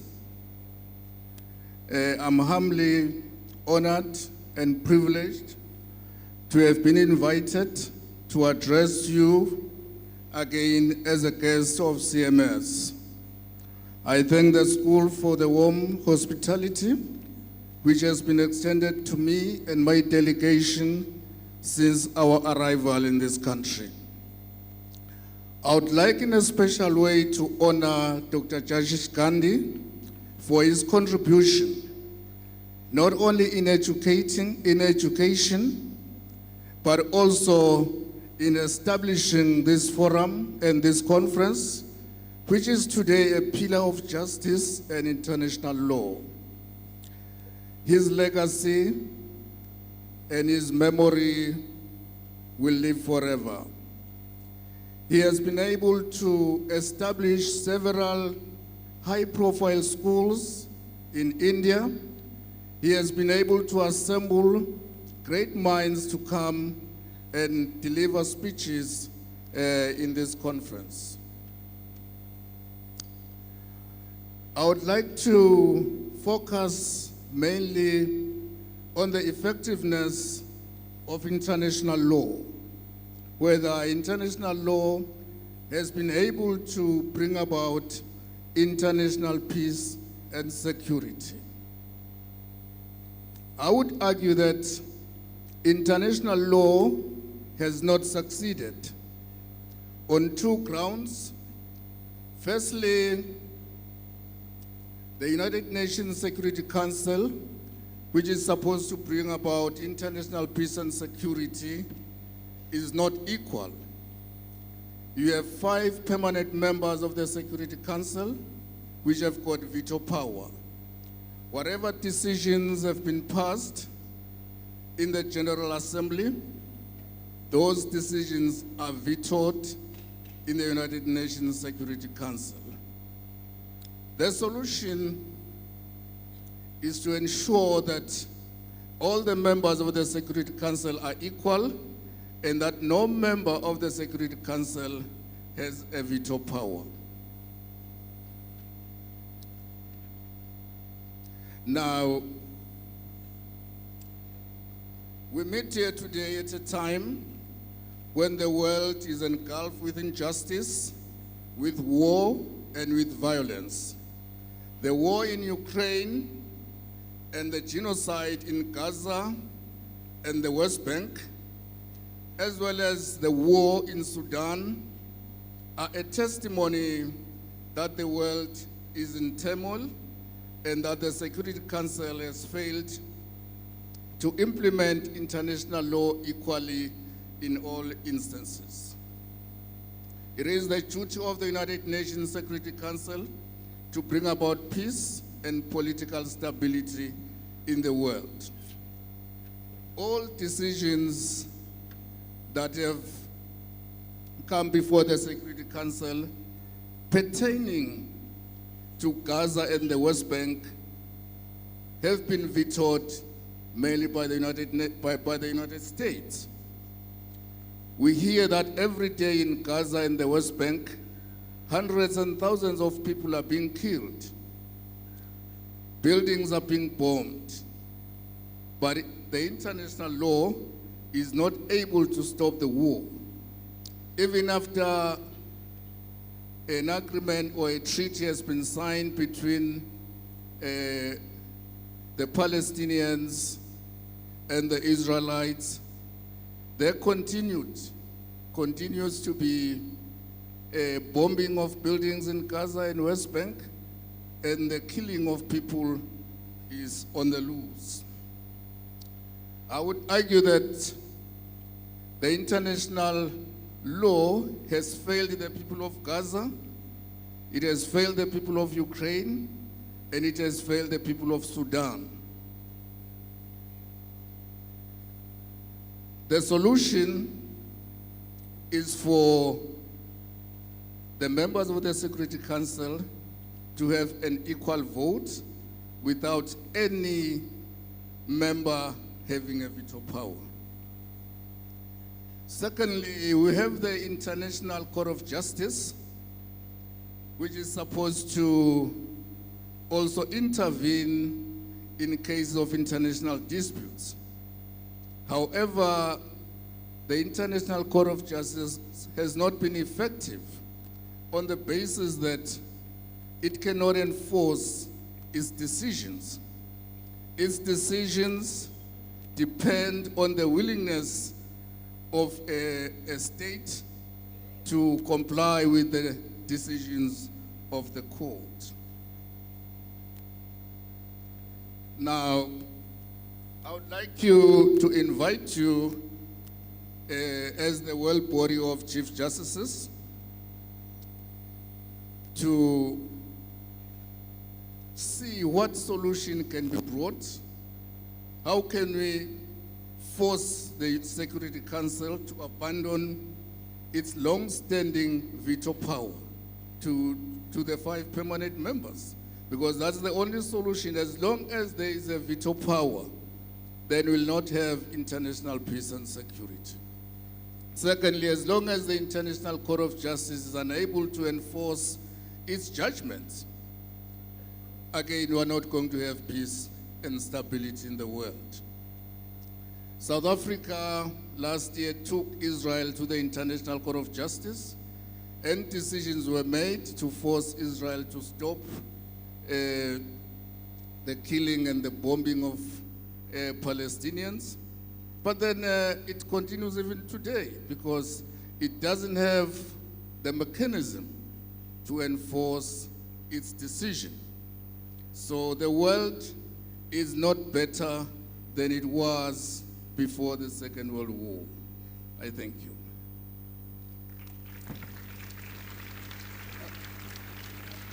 Thank you, sir. A very sobering analysis of the consequence of violating the principle of equity embodied in the Golden Rule. The idea that, the idea is very simple. Inequity breeds instability. Equity brings stability. The greatest threat, I have to interject here, excuse me for doing this, but I'm passionate about this issue. The greatest threat the world faces today is the annihilation of humanity in an afternoon, should one of the 9 countries with nuclear weapons use their weapons. Because the climate knowledge tells us that if less than 2% of the arsenals go off, it'll throw at least 5 million tons of soot into the stratosphere and render civilization ended. One afternoon. 9 people have the ability to do that. Now, there are 5 members of the permanent members of the Security Council who are the permanent 5 members in the Nuclear Non-Proliferation Treaty, in which they have promised to negotiate the elimination of the weapons, but they haven't done it, although they have come down about 80% since the height of the Cold War. But the inequity of the system, just imagine this. Just think of it this way. Imagine if the Biological Weapons Convention said no country can use polio or smallpox as a weapon, but we will let 9 countries use the plague as a weapon to maintain international peace and security. The absurdity of that strikes us because it hits the conscience because of its inequity.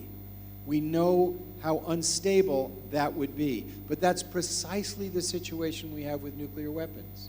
9 countries claiming that their possession of the weapons is necessary for peace and security, but in fact, they threaten the whole world with them. By accident, design, or madness, they will be used. As long as some countries have them, others will want them. Eventually, they will get them. So it comes back to understanding the basis of justice is equity, and the basis of equity is values. And the core value is the value of treating others as one wants to be treated.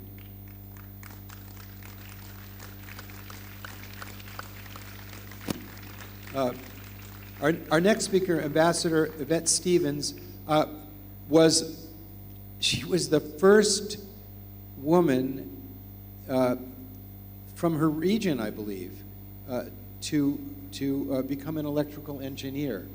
And I was good friends with Wangari Maathai, you know, the woman who started the Greenbelt movement. And she got the first PhD of a woman in East Africa.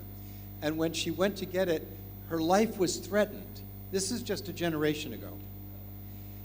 Okay? I was a participant in the Interparliamentary Unions Conference, the leaders of the world's parliaments, in Luanda, Angola last year. And a woman, parliamentarian from Tanzania, was elected the head of the Interparliamentary Union. So in one generation, from the time you were the first engineer to today, a woman parliamentarian from Africa is now the head of the organization of all the world's parliaments. That, I would say, is progress.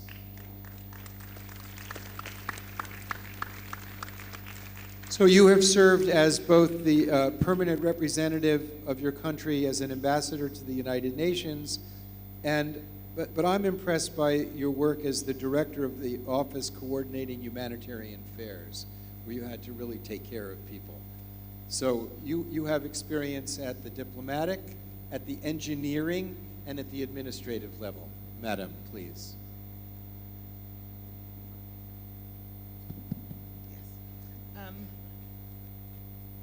Good afternoon. I'm a bit jet lagged, so you can excuse me. But I'd like to greet everybody. I must say this is the first time I am participating in this conference.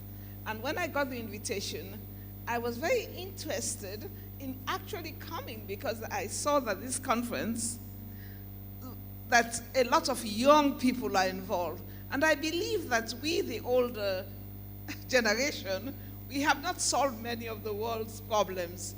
And I think starting young and getting the young involved in these problems and really thinking it through, gives us the prospect of seeing a better world tomorrow. So that was why I was very happy to be part of this. Now, when I saw the topic for our discussions here today, which is crisis to transformative governance, I thought about, the case of my country, Sierra Leone. And I believe it really illustrates how one could move from crisis to transformative governance. And therefore, I thought that it is also important when we are having these discussions to look at experiences in the past and how or how not they can be applied. Now, the experience I have is the experience in my country. Now, there was, as everybody knew, there was a civil war in my country. It started in the late 90s because there was, there were all sorts of things. The situation in the country was very bad. The economy was bad. There was a one-party system. Political rights were believed to be trampled upon. And there was everything there. There was a problem already. But to add to that, there was a war in neighboring Liberia. And basically, if you know West Africa, if you know Africa, the borders are really imaginary borders because they cut across ethnic groups. So when there is a war in one place, there's really a danger that it would spill over. And that's exactly what happened in the case of Sierra Leone. The situation was bad enough so that when Charles Taylor, who was then the military leader in Liberia, decided that he would gang up with some of the frustrated people in Sierra Leone and attack Sierra Leone because they were actually harboring the ECOMOG forces that were sent to address the conflict in Liberia. So the recipe was there. And so when it sprang into a conflict, it was a very bloody conflict. 11 years, it wasn't only the war, there was the war, there were coups, counter-coups, military takeover, president exile. So many things happened in those 11 years. It was really a crisis. So basically, how did international law come in? And how did it transform Sierra Leone into what we see today, that we are enjoying such peace? And this is precisely because, first of all, I thought, in my opinion, that the international community, including the UN, allowed this war to go on for too long. And it's not that I have any problem with regional solutions to regional conflicts, but I always believe that the United Nations cannot shirk its responsibility to ensure peace and security. Whether or not it works through regional bodies, but it still has that responsibility. So it was eventually when the rebels attacked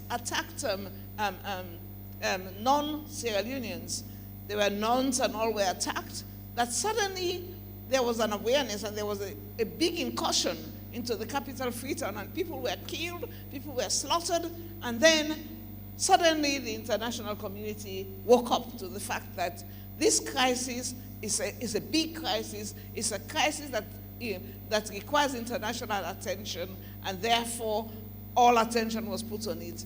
And it resulted in negotiations, the negotiated peace settlement. But one thing that was very important, and that's where I think the legal minds would be able to assist in this, is that during the peace talks, there was a dilemma because the rebel movement that was fighting the war insisted that they needed to have amnesty because they had committed atrocious crimes. They had chopped limbs off, they had killed people. So they insisted on having an amnesty for all the crimes that were committed during the conflict.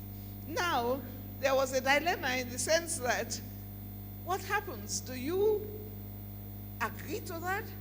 And the question was simple, because then I was working in New York, and when I said, but what do you want? Do you want the conflict to end? And really, the population of Sierra Leone, after 11 years of conflict, they were so tired of this conflict, and they said, whatever you do, this war has to end. So the government delegation was had its hands tied. It had to agree to an amnesty, much to the dissatisfaction of the United Nations. But if they didn't agree to that amnesty, the war was going on. And the government was weak militarily in terms of addressing it.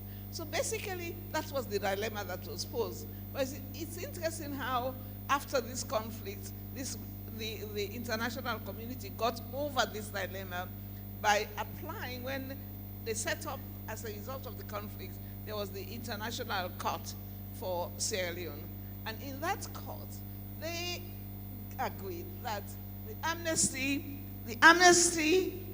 did not apply to international crimes. And these were crimes against humanity. So basically, they were able to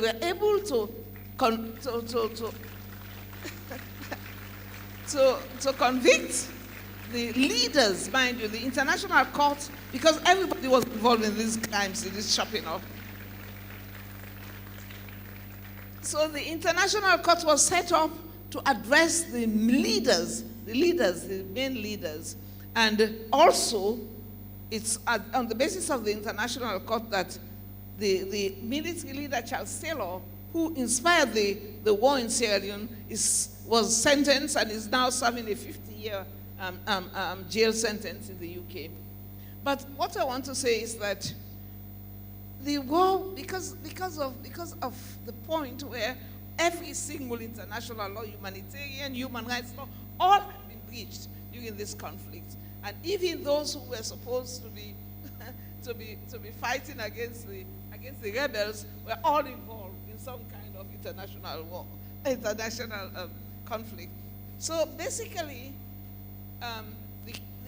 when the court was set up, it was surprising that they were not only convicting the leaders of the rebel movement, but they were also convicting the civil defense forces, and also they did not convict the West African defense force that was set up, ECOMAG, but indeed ECOMAG also was involved. It was a big sport. But one thing that I found that was interesting, the court also set some jurisprudence. I think it was the first court that convicted people for forced marriage, for child recruitment, child soldiers recruitment, and it went that far. But the interesting thing about the war, I think there was divine justice in the war, because many of the ringleaders of the war died during the process that the court was working. So basically, I must say, I believe it was some kind of divine justice because the atrocities were so much. But the reason why I'm giving this is that at the end of this conflict and the end and the criminal court and the proceedings, etc., the country emerged from this conflict. Who would have believed that during this 11 years war, the country would have emerged and now enjoy the democracy that it enjoys? So I just wanted to say that, yes, and I think the example of Sierra Leone is an example for everybody to say that, yes, within a crisis, within this blind, whatever you like, the atrocities and everything, there is hope through the application of international law.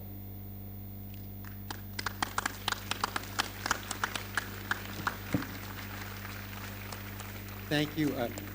I think the point you emphasize is the peremptory nature of crimes against humanity.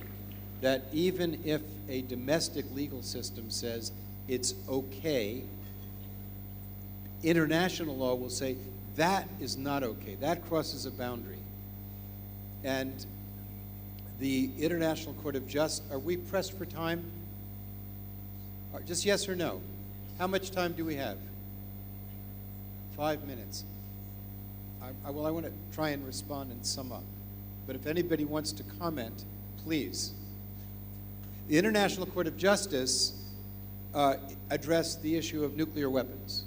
And it said that in any instance, any use would have to be in compliance with international humanitarian law. And it said that they could hardly conceive of an instance in which nuclear weapons would be compliant with international humanitarian law, which says proportionality, neutral countries can't be affected, and you can't control them in space and time, and weapons must discriminate between combatants and civilians, and nuclear weapons are incapable of doing that. So the court decided, the International Court of Justice said unanimously that there must be negotiations to eliminate them. Those negotiations have not taken place. They are not taking place. So we have a decision by the highest court with respect to peremptory international humanitarian law, which was what was applied there. And this will not change unless moral authority and pressure is put upon the political classes of the world to abide by the law.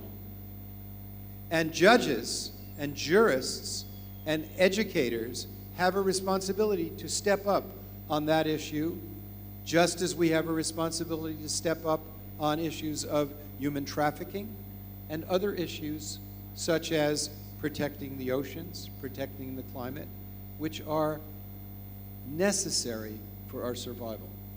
And I think the fact that the court stepped in there may have stopped other tailors from stepping forward. But we have to honor Lema Gaboe and the women who stepped up.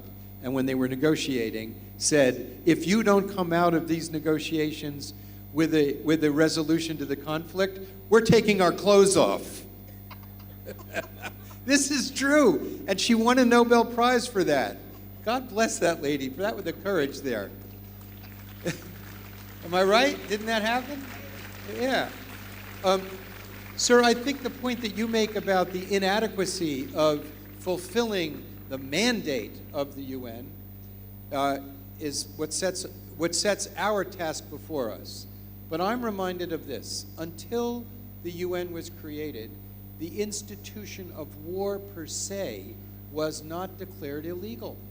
If you look in the history of jurisprudence going back in this realm to the laws of Manu, the Code of Hammurabi, the code of how you conduct a war that the Prophet Muhammad laid out. You can't even cut down a fig tree, he said.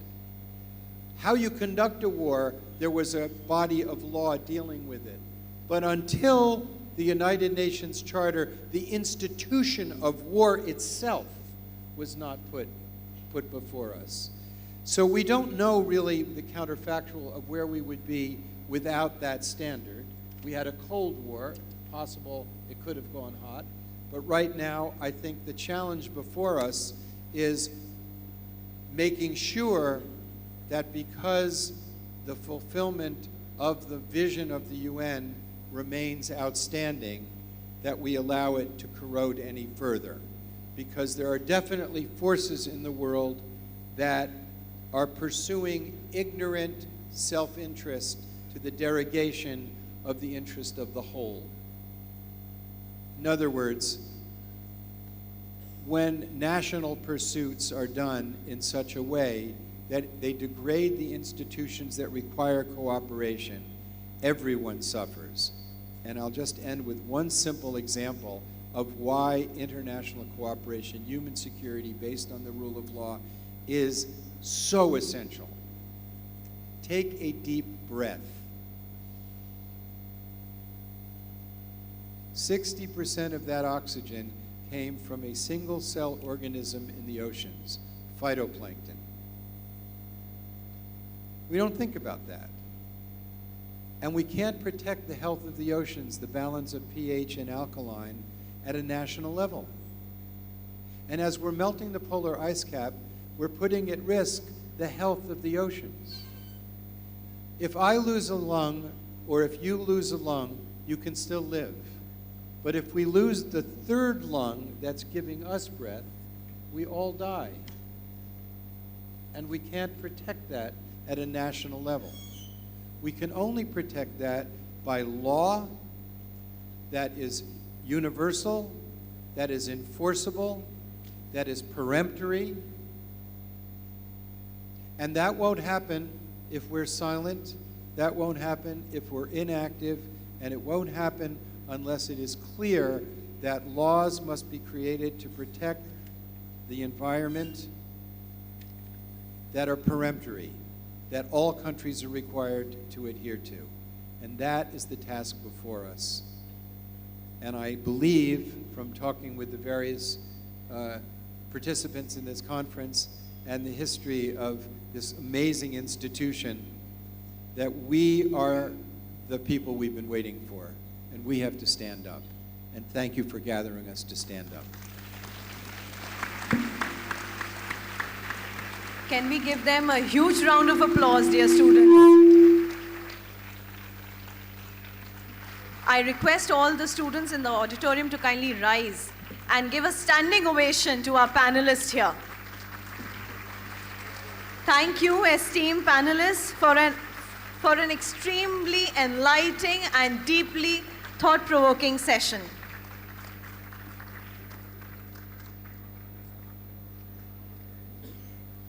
Respected dignitaries, kindly note, I would request the students to kindly be seated. Respected dignitaries, kindly note that the lunch is laid near the poolside area. I request all the protocol officers to kindly guide their guests to the area for lunch. Dear protocol officers, kindly note, You are supposed to be back by 2 p.m. I request all protocol officers to kindly guide their guests towards the lunch side area, which is near the pool area, and kindly be back by 2 p.m. Dear kids, you've been an amazing audience. Thank you for your patience, your time. It's been a long day. I know you want to have your lunch, and we'll disperse you just in a minute. I request all PETs and teacher in charges to kindly be on duty. We'll take about 2 more minutes, and then the kids can be dispersed.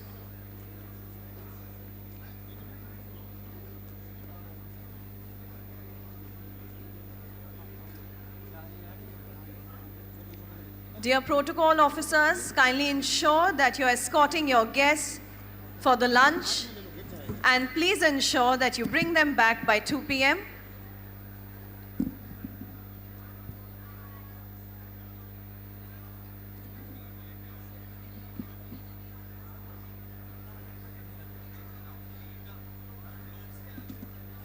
I request all our dignitaries to kindly leave the globe at their designated area.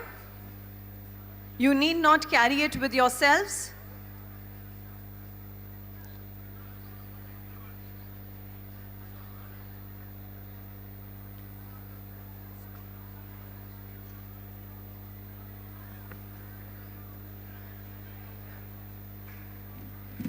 I request the PETs and the teacher in charges to kindly escort the kids back to the buses so that they can move back to the campus.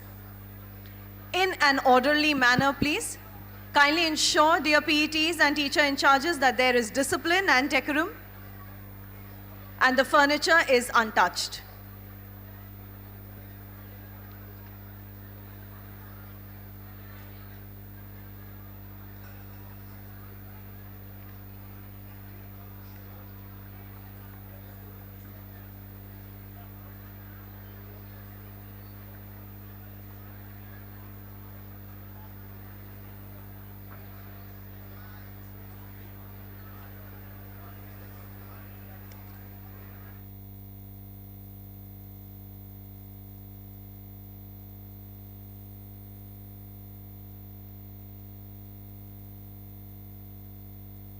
I once again request all the protocol officers to kindly ensure that your guests are escorted towards the lunch area.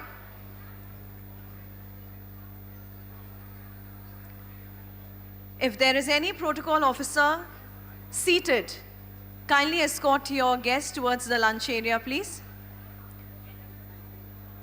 The campuses who are going back to their respective campus, I request the PET and the teacher in charges to kindly ensure that they move out in an orderly manner.